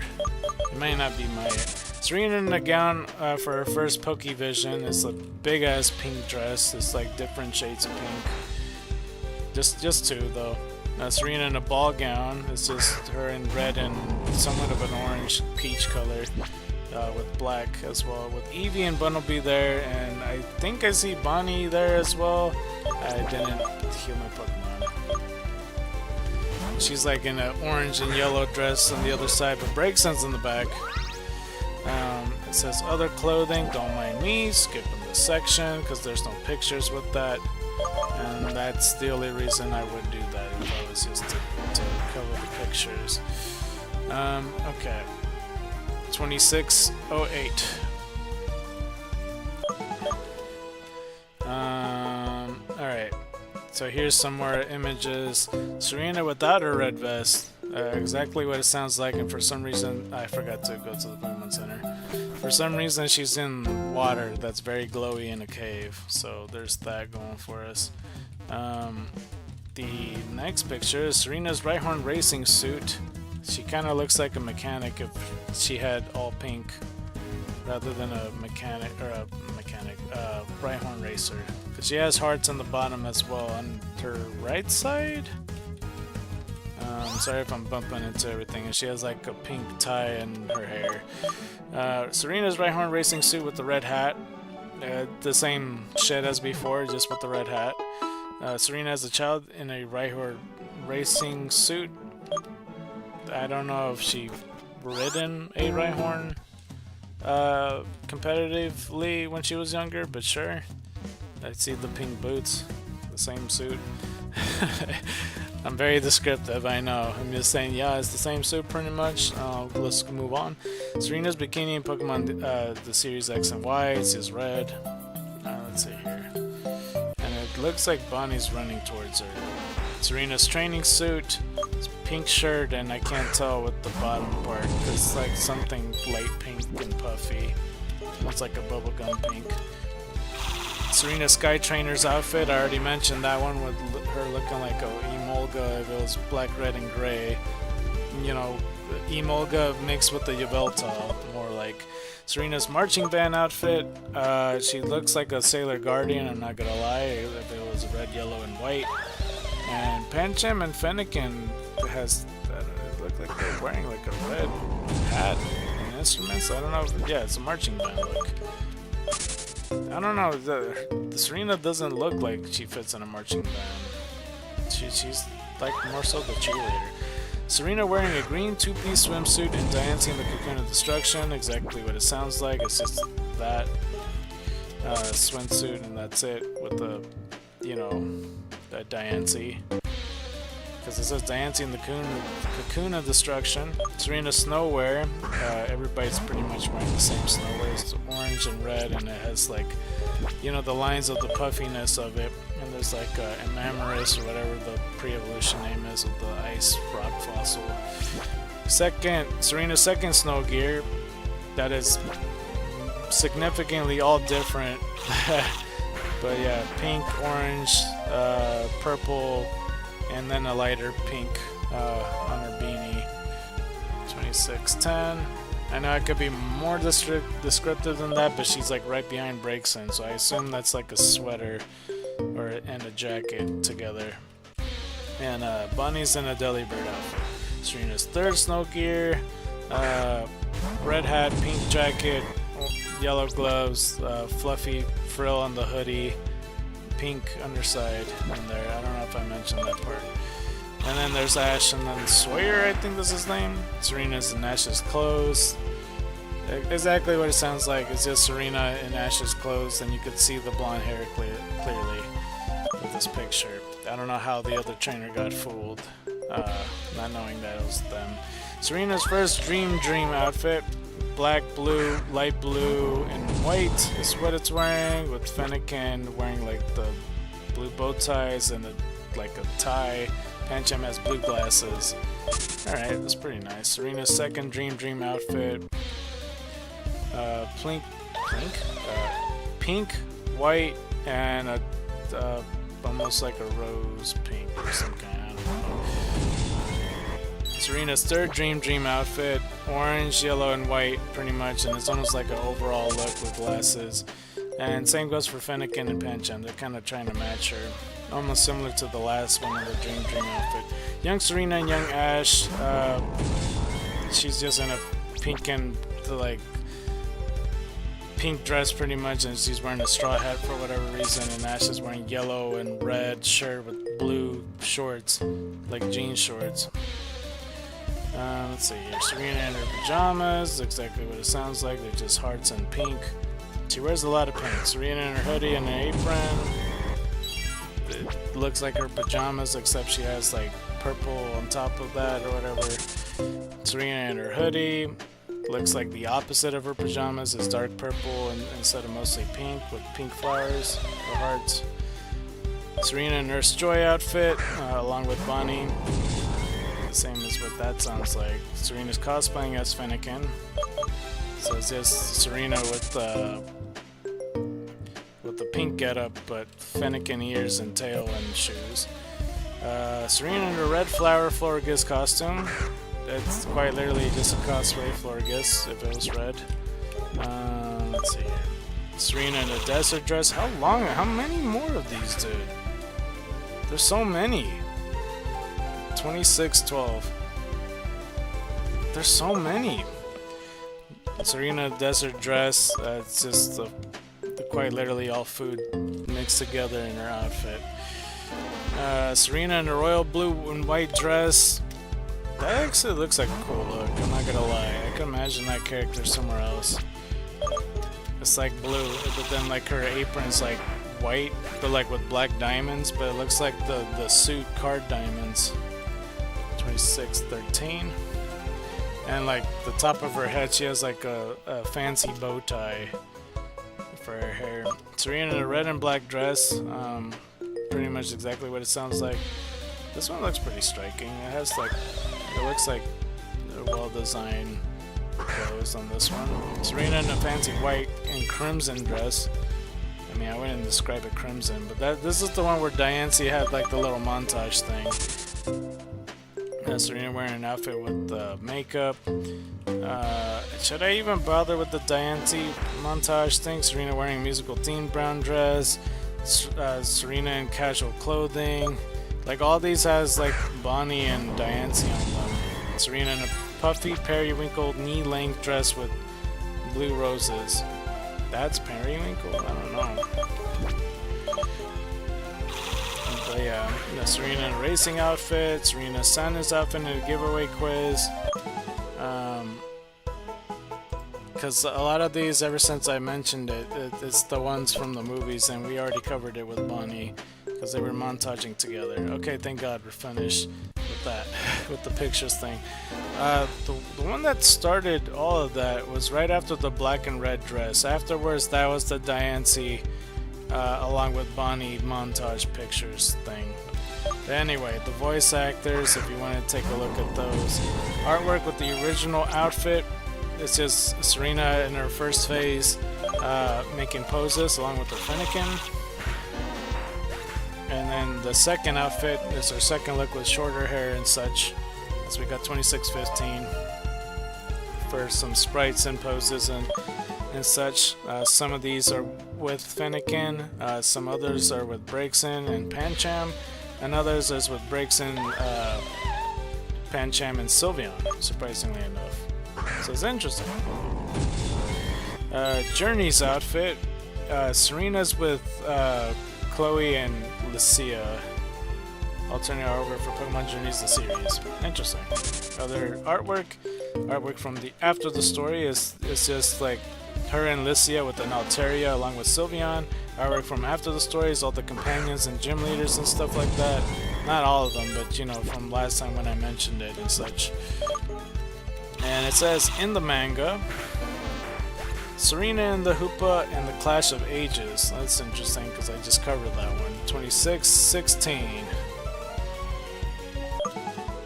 And it's just her holding like desserts, I suppose. Movie adaptation. Serena appeared in Diancie and the Cocoon of Destruction and Hoopa and the Clash of Ages, serving the same role as in the respective movies they were based on. Nice. Okay, now we're in the trivia section. Out of all Ash's traveling companions, Serena took the longest time to officially join Ash's group after being introduced. Let's go ahead and 2617. Yeah, because usually it's just almost immediate, so it is a bit surprising. Taking 7 episodes to do so. She also took the longest time to both reveal her goal in life, choosing to become a Pokemon performer, and catching her first Pokemon. Both accomplished 46 episodes after her debut. Oh. Serena is the first main character to not have a Pokemon under ownership by the end of their introduction episode, not counting Max and Bonnie. Not counting temporary Pokemon, Serena is the first of Ash's friends to catch Pokemon that another one of his friends also had, May and Eevee. She also, she is also the first traveling companion to have been invited into the group by Ash. All of the other ones is apparently self-inserted, I suppose. Serena is the first female traveling partner to not get herself or her bike shocked by Pikachu at the start of her respective series, as Misty, May, and Dawn all had their bikes electrocuted, while Iris and Bonnie were directly shocked by Pikachu. So yeah, Serena is the only one of Ash's female companions to have confirmed canon crush on him. Let's see here, 2619. Serena is also the only one of Ash's female friends to not have a unique twerp title from Team Rocket. Serena is the only main character to indefinitely change her outfit in the middle of a series, and the only one to permanently change her hairstyle at all. Serena's the only one of Ash's traveling companions to have met with before the beginning of the series, which is bullshit, but you know, whatever. 2620.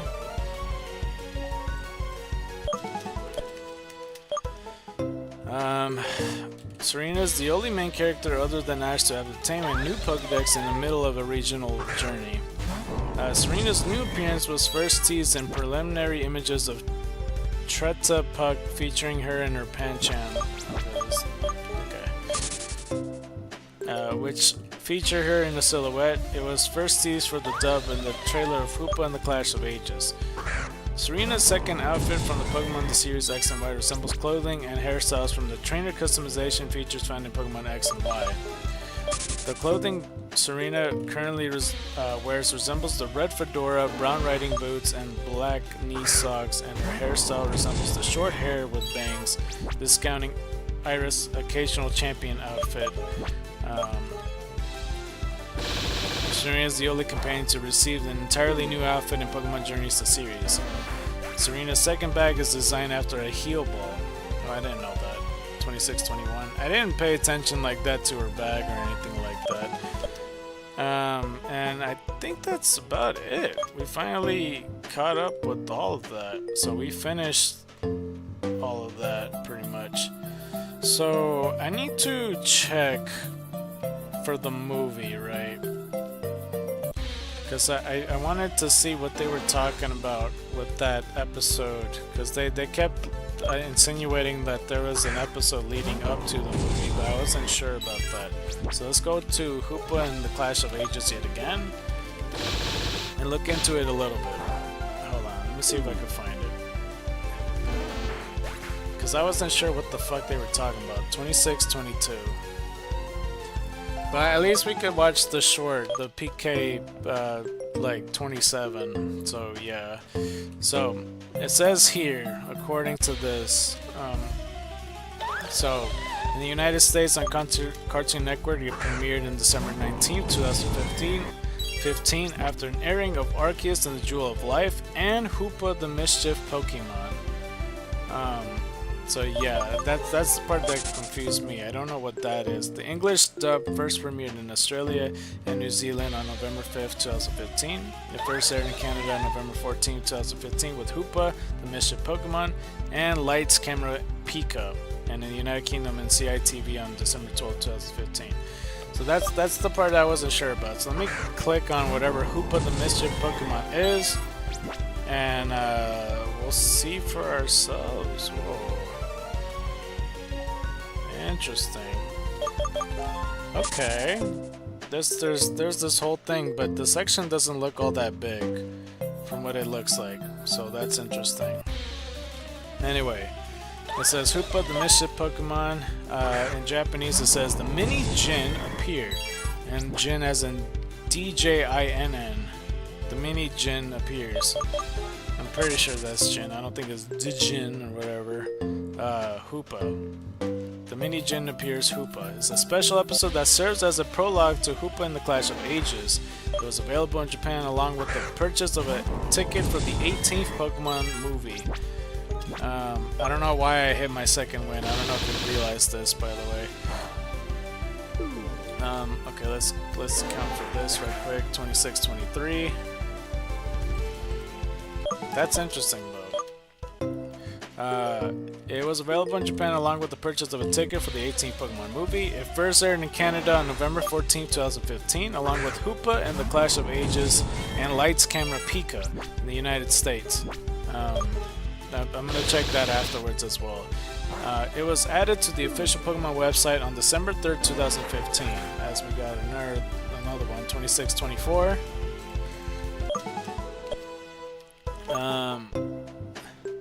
The episode was made available on the official Japanese YouTube channel from July 9th to 14th, 2016. It was only available for less than a week, bruh? What the fuck, man? I'm sure it's available now, but I see a picture of like this little girl eating a watermelon, like a Hoopa that's like pretty close to the size of her head, and then a kid that like is wearing red and yellow, like doing something squiggly down there, I don't know. First broadcast first broadcast Japan, June 19th, 2015. The United States, December 3rd, 2015. And yeah. So let me look at the blurb because I have no idea what this is. After Baraz sets off to find the prison bottle for Hoopa, Murray remembers how the three of them grew up together. The young Baraz decides that Hoopa should use its rings to help people instead of playing tricks on them. But it doesn't always go as planned. Hoopa tries to help a farmer who's desperate for rain as we go 26-25.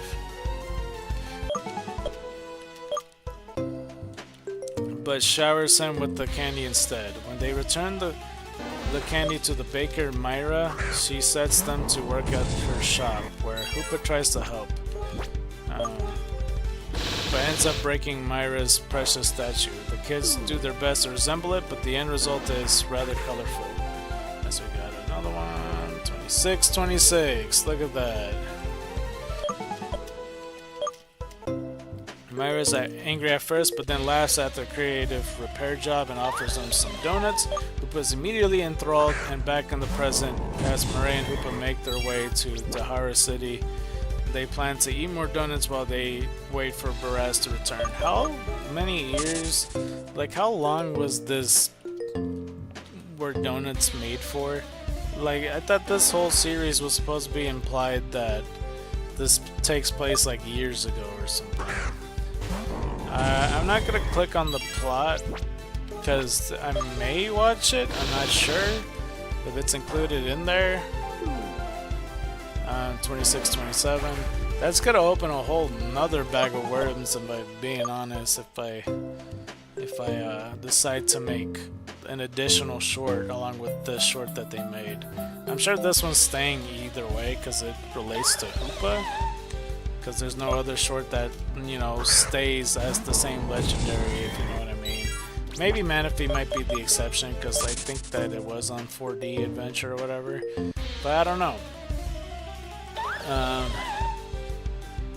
there's quite a bit on the plot, but let me not look at them. Or maybe I should. I don't know. I don't have that much time, because I might have like about 30 minutes left for all I know. Like almost 30 minutes left. So the humans is Baraz and Murray. So this is like a handful of years ago, because this is before they were 10, it looks like.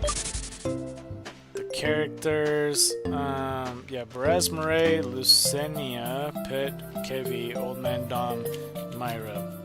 And then Pokemon is Braviary, Hoopa in the anime, Mero, Zumaro, Graveler, Fanfi. Let's look at trivia. This special aired between XY078 and XY079 in Japan. Like two previous specials, Mewtwo Prologue to Awakening and Diancie, Princess of the Diamond Domain, this episode leads directly into Hoopa and the Clash of Ages. There is no to be continued screen at the end of the episode. Music from Hoopa and the Clash of Ages is used in this special. What the fuck?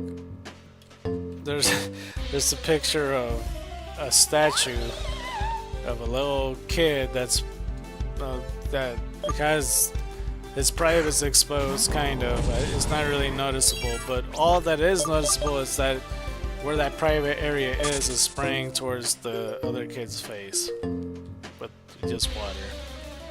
So yeah, it's a bit weird, but there's like some ring on top of it, so I think it's Hoopa's doing.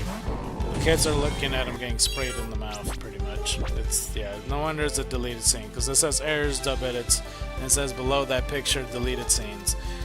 Not surprised. Okay, well, let's go ahead and 26-28.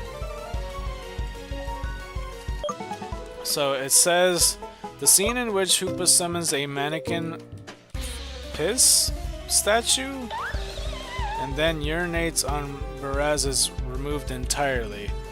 It literally says P-I-S, piss. I don't know if it's a reference to pit or something. I don't know if that statue actually exists, but that's what it's called.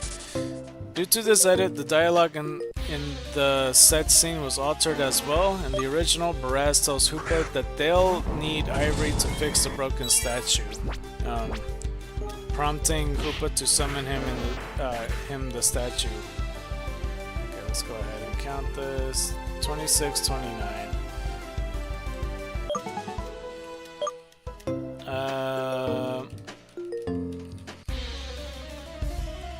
When Baraz says that it's a wrong kind of ivory, Hoopa instead summons a fanfi, but Baraz protests that the ivory in it cannot be used.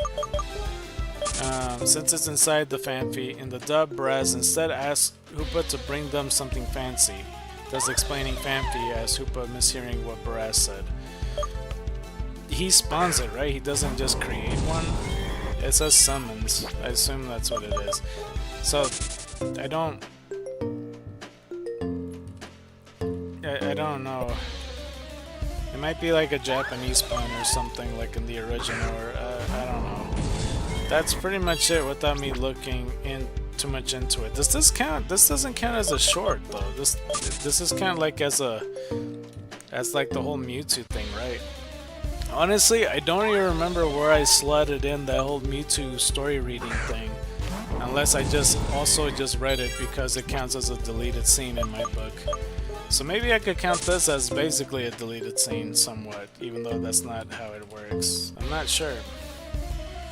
It doesn't say how long this is, as far as I see. Okay, well let's go back. Lights, Camera, Pika, because that's the other episode that they kept putting up. It says XY078, so I guess they did do it on time. I don't know. What the fuck? Okay, I think I'm starting to understand what this is. Okay. So I think, based on what Hoopa did in the movie, that these Pikachus, because it says Lights, Camera, Pika, is the same Pikachus that is in the contest that has, like, you know, the Pikachu Libre and so on, like the Dex Pikachu, and the beauty one, the cool one that's like all rockstarish, and then the Southern Belle one. I'm pretty sure 2630, representing all the contest types that are included. I swear I saw a superhero Pikachu. I don't know. It says Lights, Camera, Pika, how to make a Pikachu movie, ready, action, lightning fast, brave and strong, Super Pikachu, the very best of Super Pikachu's backslapping bloopers. And that's the whole title. I don't know, there's like a lot of slashes, so I'm not sure if they're all, I don't know. But in Japanese I see a lot of how to and then like NG later onward. Anyway, Pikachu becomes a star! Exclamation point, question mark. Its movie debut! 2 exclamation points. How to Pikachu the movie, okay, action. The lightning fast hero, Super Pikachu, with 2 exclamation points. Pikachu's shocking bloopers. It's the 78th episode of Pokemon the series X and Y. And the 877th episode of the Pokemon animated series. What the fuck? 2631.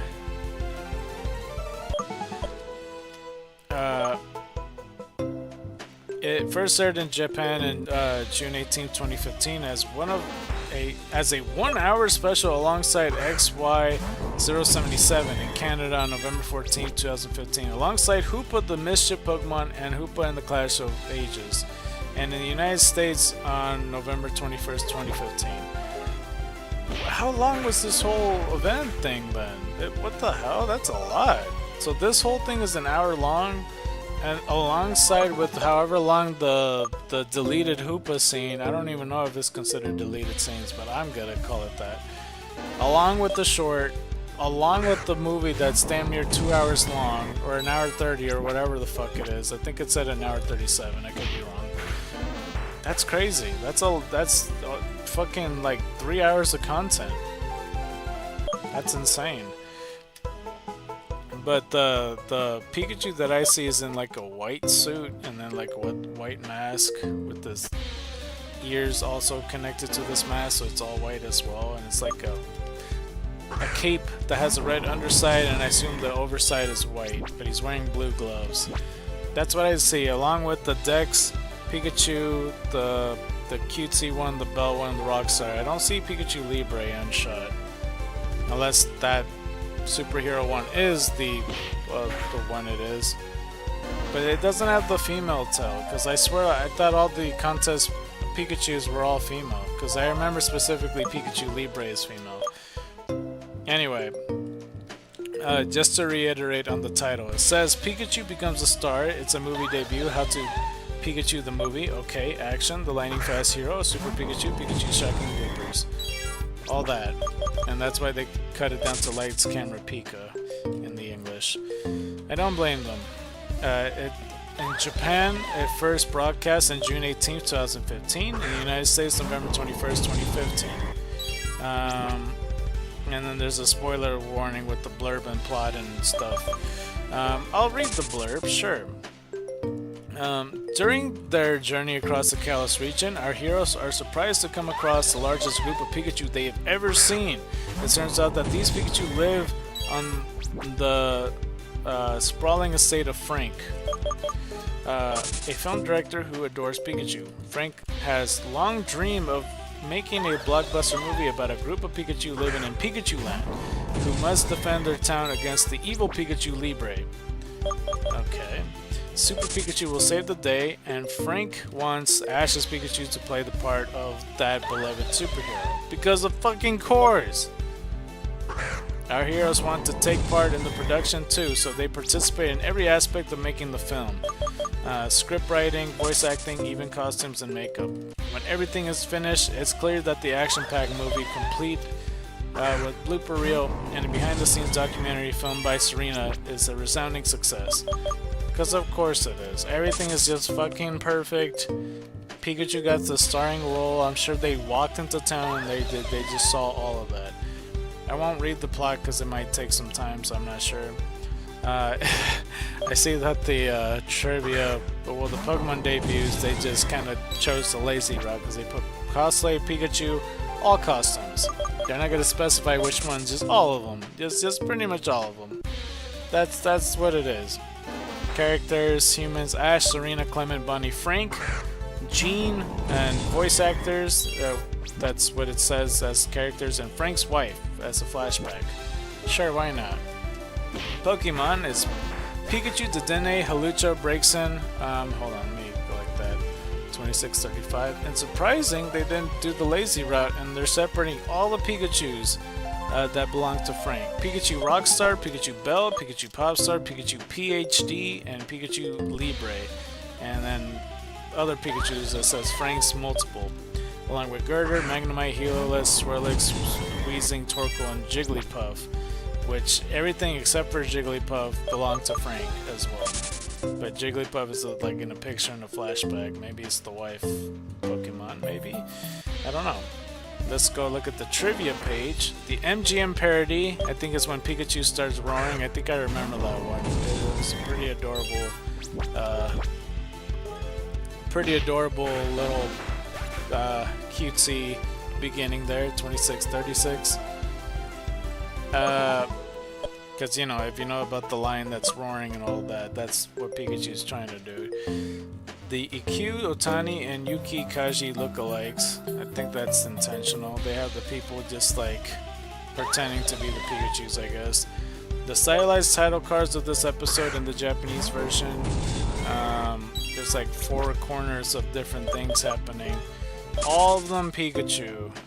There's one that's like, looks like a karate scene or something, like Pikachu almost looking like a Drowsy in a weird way, kicking another Pikachu that's in a karate suit in like a park or some I don't know. I see metal railings and trees in the background, and then like the sky on the top right corner.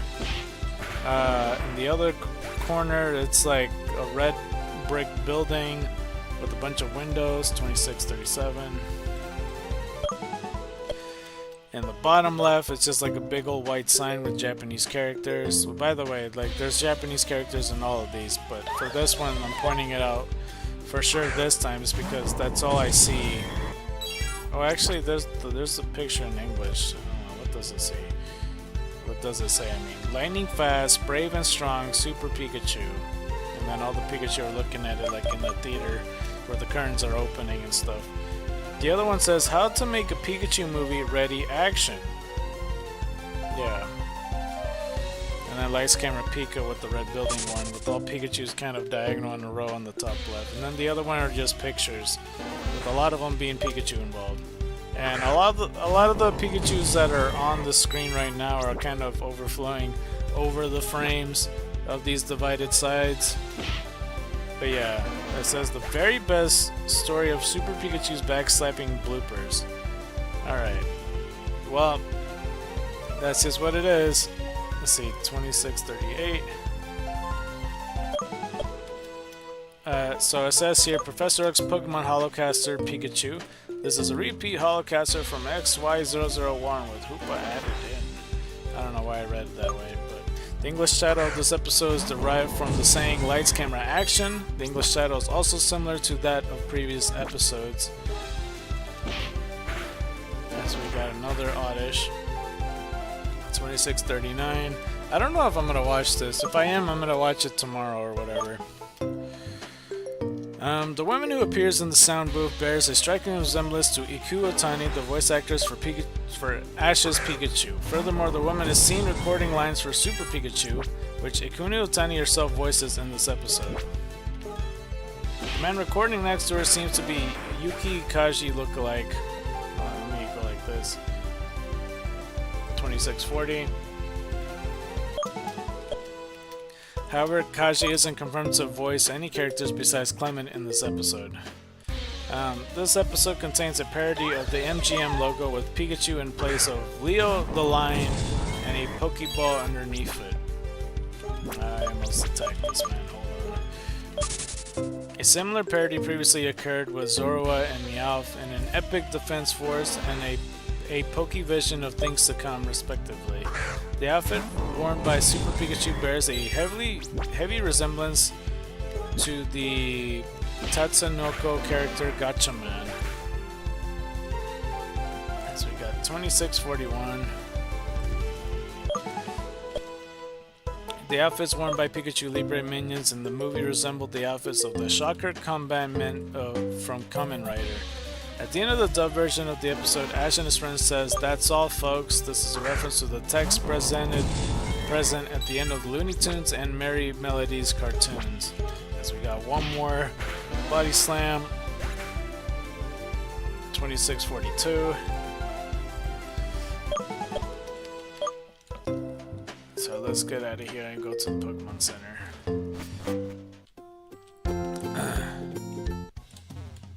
Alright.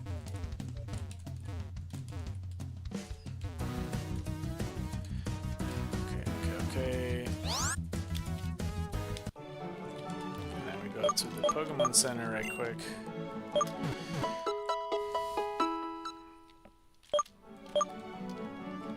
Okay, so for the next one, hold on, actually, let me just get there before I start reading and crashing while I'm doing this.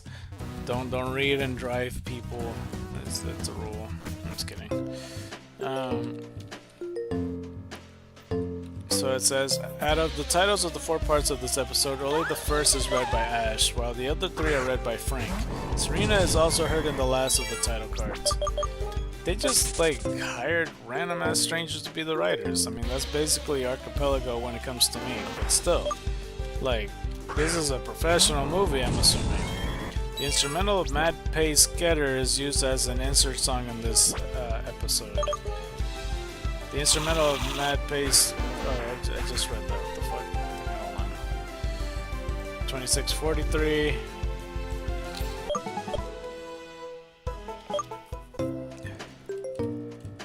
This episode marks the first appearance of a Weezing in the anime series since James released his in a Poached Ego 597 episodes ago. That's insane. And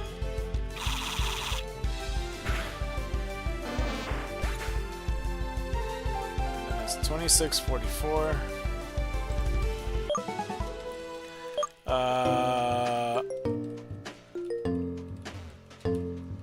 Fuck, I lost my placement. I think is here. This is the first episode since Sleight of Sand, and the first episode outside of Pokemon the series Diamond and Pearl to have a cold opening. In this episode, there are no Who's That Pokemon and Pokemon Quiz segments. This marks the first time in an episode hasn't had a Who's That Pokemon segment since Memories Are Made of Bliss. This is the only episode of Pokemon the series X and Y without a Pokemon Quiz segment. They didn't. Okay. I swear I just read that, but I assure you, I moved on. So I guess they repeated that. This is also the first episode of the animated series to not have any eye catches in the original Japanese version. I don't know what they mean by that, but sure.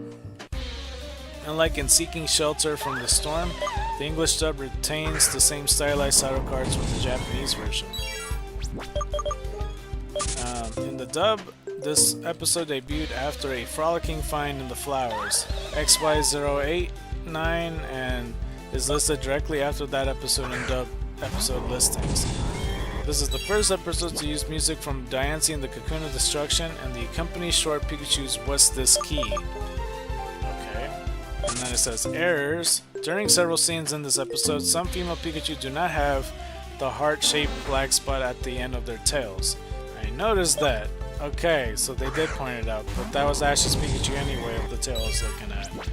So that confused me a bit. When Frank states, "It's a wrap," Ash and his friends are shown to his left and Jean behind the camera on his right.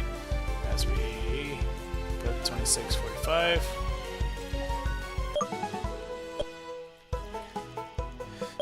Though a moment later it shows an overhead shot of the area, Ash and his friends are no longer there.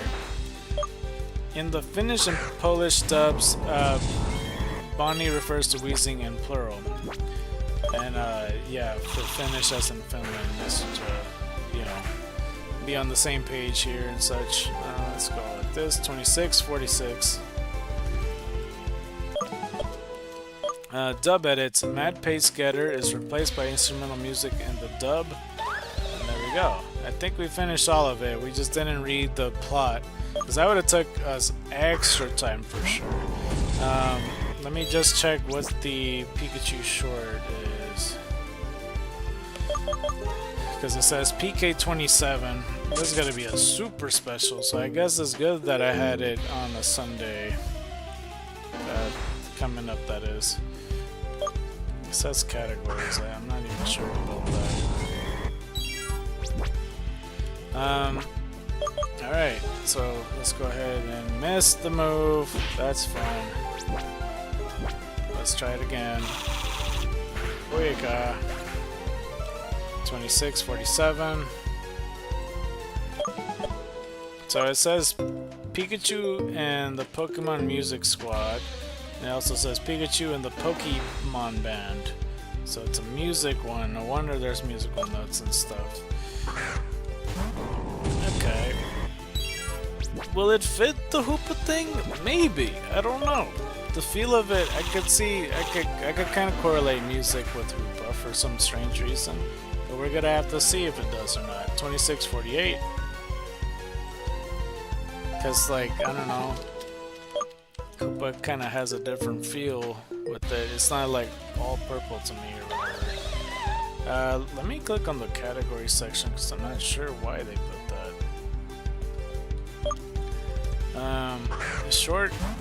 The shorts can roughly be sorted into the following categories: bonus mini movies, which are shorts that aired theatrically together with corresponding movie in Japan. PKO1 with MKO1, PKO4 with MO2, PKO7 with MO3, PK10 with MO4, and of course with the M's like for the movies in PK, it would be Pokemon shorts, Pikachu shorts. 26:49. Hey, how are you, Venture? How's it going, man? Thanks for subscribing, man. I just saw that. How are you? Let's see here.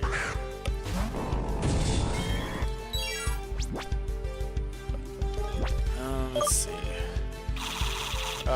Where was I even? MO2 with PK07. That's another one, 2650.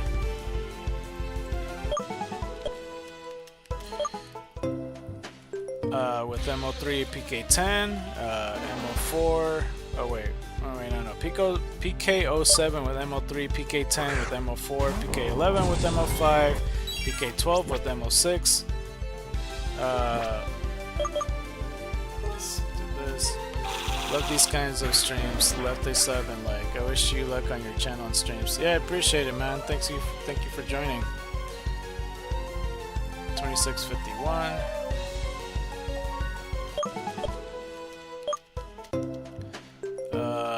PK24 with M15, PK25 with M16, PK26 with M17, and PK27 with M18. Let's see here.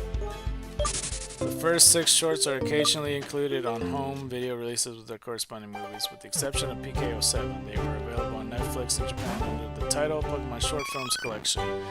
And there we go. We got ourselves an Eevee. Or Pokemon Movie Short Films Collection. I think this is 181, if I remember correctly. I almost just counted that. Alright, let's go over to switch off our eggs.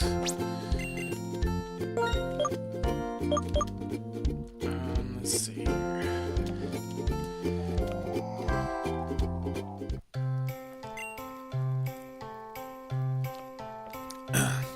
Sorry, just drinking soda. The egg isn't ready, it seems. Shit. Let's see here. Hopefully your day's okay. I don't know if you're still here. Neutral nature, it looks like. Okay, runaway ability. Quirky nature, likes to relax.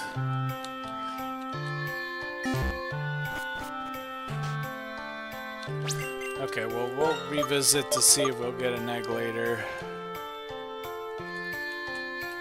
So, around this part of the stream, I have no idea at what point I'm going to finish. It could be 15 minutes, it could be 30 minutes, it could be 45, it could be 1 hour. I don't know. Because I just have to wait out to see when I pick up my family relative. So yeah, we'll see here for ourselves. Oh good, I work with dogs, so every day is awesome. Oh nice, that's cool. Let's see here. I think that they're skipping... Huh. Oh! Okay, I think I understand now. I'm reading through this. It's called ANA in-flight screenings. So there are shorts that during the month of August, on even-numbered ANA flights, some of these shorts were shown in there, and that's why they kept showing the plane thing. I gotcha. And then there's the winter section one, and then there's the 3D and 4D one. Okay, that makes sense. I'll probably bring this up later when it comes to that Pokemon Smash. What the hell? PK23. I stream 2 here when I can. Occasionally I get the Pokemon itch and I'll play Yellow or Crystal. Those are my faves. Yeah, I do like Yellow version and Crystal for sure, yeah.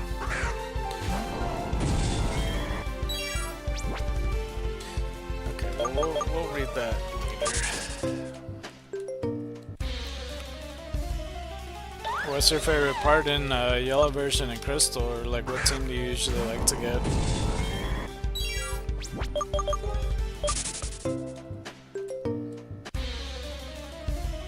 Let's see.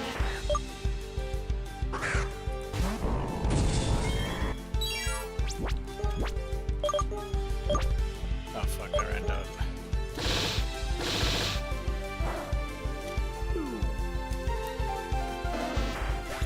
$26.52.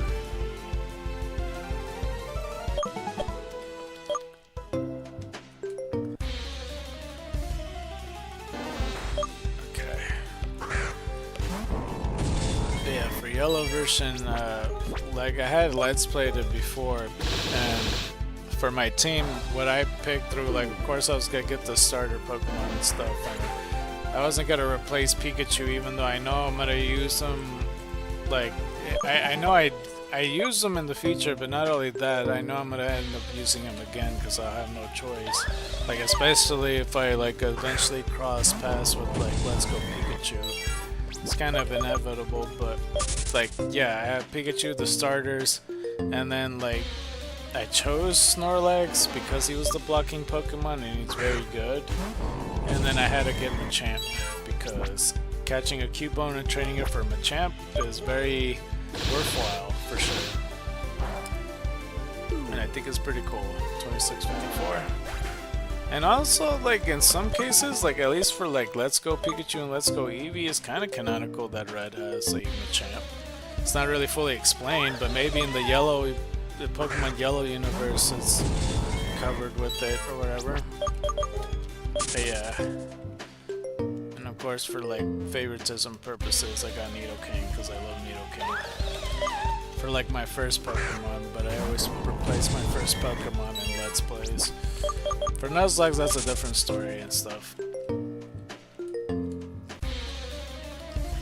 For Yellow, I like to mix it up every time Clefairy was, and Alakazam are my best. On Silver, I stick with Totodile and Sandslash plus 2 Gyarados, 1 blue and 1 red. Nidoking is beast always. LOL, Hopi. Yeah. So you like to mix it every time with Clefairy and Alakazam and Silver. Well, that's good. Do you like? Do you usually, when you're, you know, playing the game, do you have yourself to trade with to the Alakazam, or are you playing like in an emulator to get that evolved, or how do you do the process? Do you have like somebody else that like goes like, oh yeah, I could trade you the Kadabra or whatever? 2655. Yeah, for Crystal version, it would have been nice to get all the Johto starters, but I have Typhlosion. I always start with Poliwrath. On a normal playthrough on my own time, I like to use Victory Bell. But in the Let's Play, like similar to Snorlax, I have the blocking Pokemon be Sudowoodo. 2656. And what else?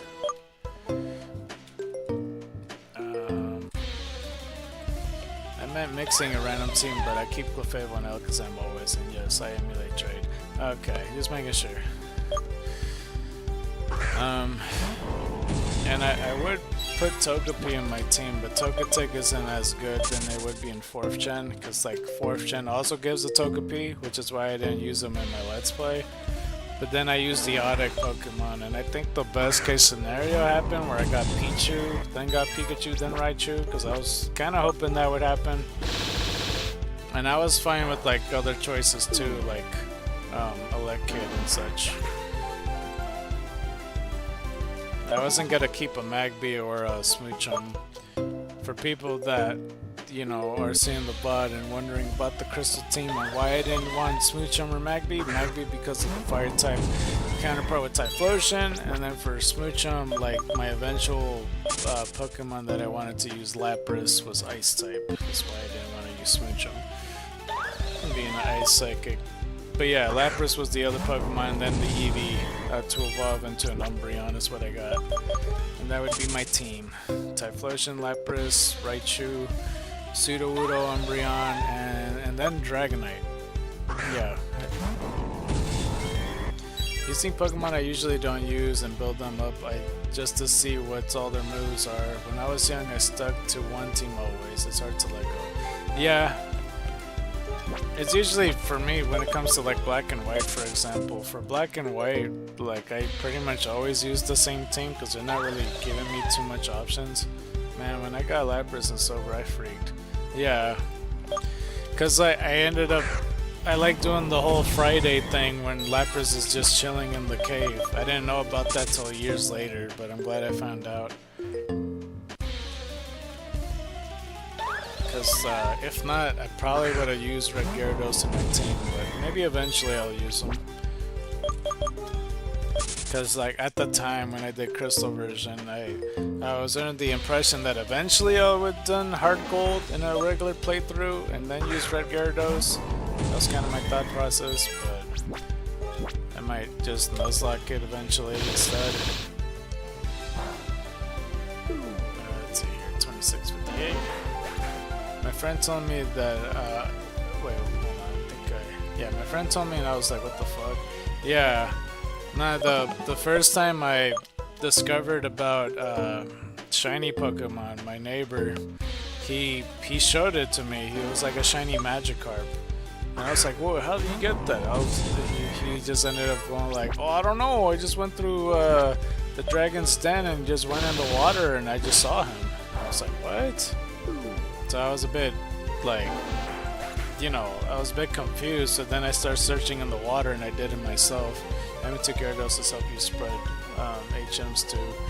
True that,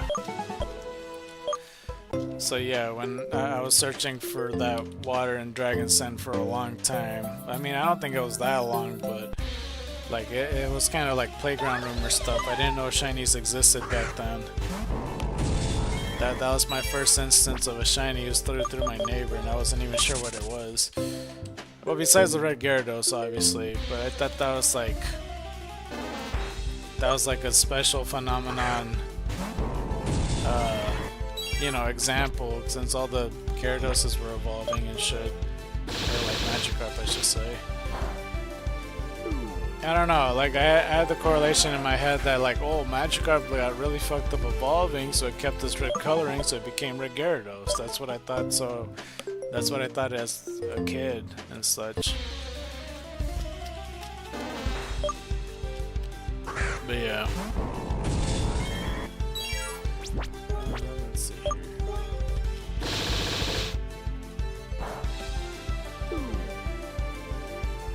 2661. I saw shiny Onyx and I didn't know what it was. I was like, why is it off color? And I just ran away. Oh shit.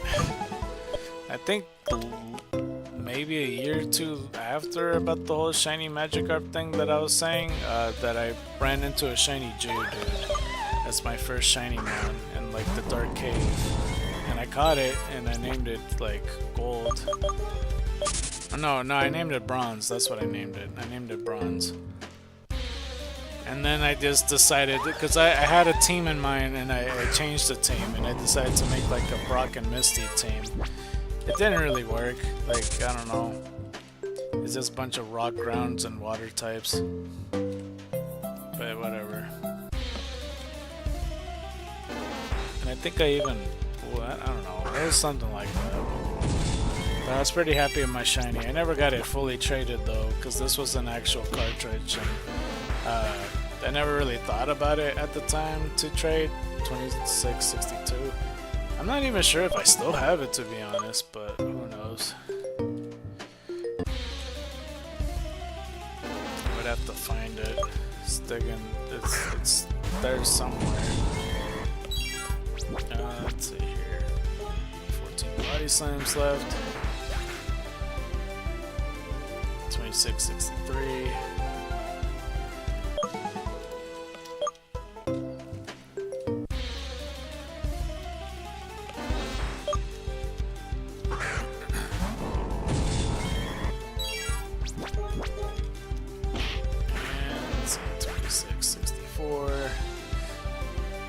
I saw the Onyx in Mount Silver. Later when I found out, I wonder how many I knocked out or let go. Oh shit, yeah. I think I did run into a shiny Onyx, yeah. Like, I think during the... I think I named him Garnet. In the whole... in one of the series I had. Wish you luck, man. Gotta go. I'll catch you around. Alright, for sure, man. I'll see you around. Thanks for joining.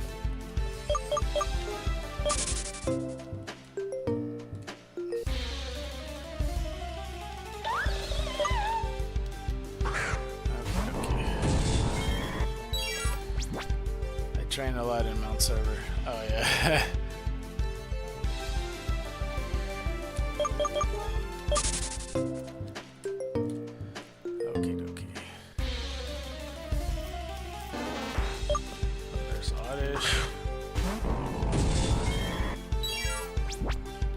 because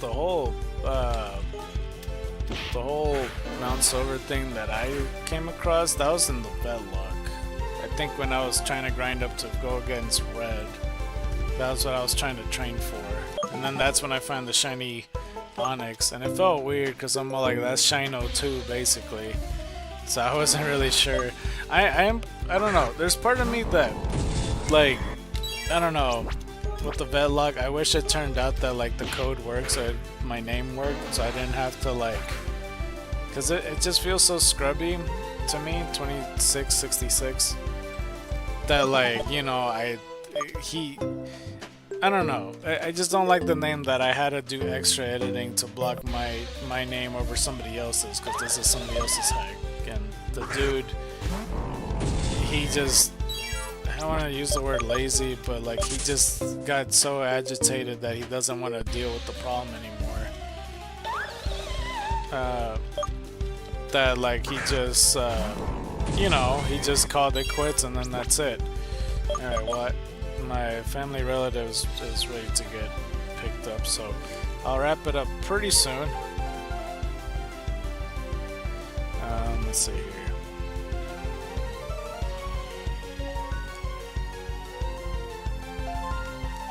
Alright, let's just find one more oddish and then we'll call it a day.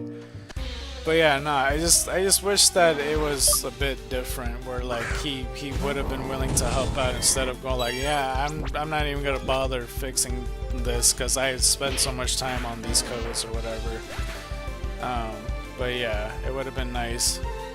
2667 is where we're gonna end it off at.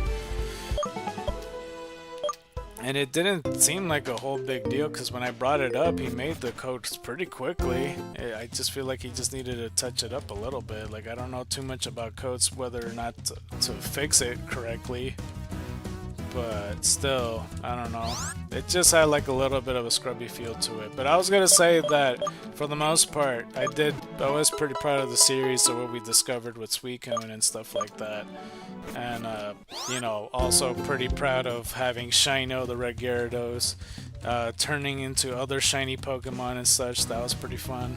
The way we paced the game, it was a lot faster how we played, and I did it in Kanto Gym Leader order in post game, which is something I always wanted to try. So I don't know. So yeah, pretty proud of a lot of the stuff that happened, but you know, just wish that it was under my name and not Answer or anything like that. But either way, thank you guys so much for watching. If you're feeling generous, of course, be sure to donate if you are, whether it's Venmo, Cash App, Zelle, PayPal, GoFundMe, or of course Patreon. Preferably GoFundMe because you can see the amount of how much is put in, you know, because we have $50 in. Thank you to Dallas, of course, that donated that money to us, of course, and hopefully more will go along the way with other people as well. And yeah, that's for the most part. Next time we're going to be streaming on a Monday yet again. And on Monday, of course, we're probably going to shoot for, I'm gonna say 11 o'clock, but more likely 12 o'clock. We'll see. We'll see if we could get up early enough for that. But either way, thank you guys for joining, like I said. You know, and for those of you watching the VOD, thank you so much for watching the VOD. You guys are crazy for marathoning this series. But yeah, either way, white tigers and dragons to you. And you've been scarred by the night. I'm out!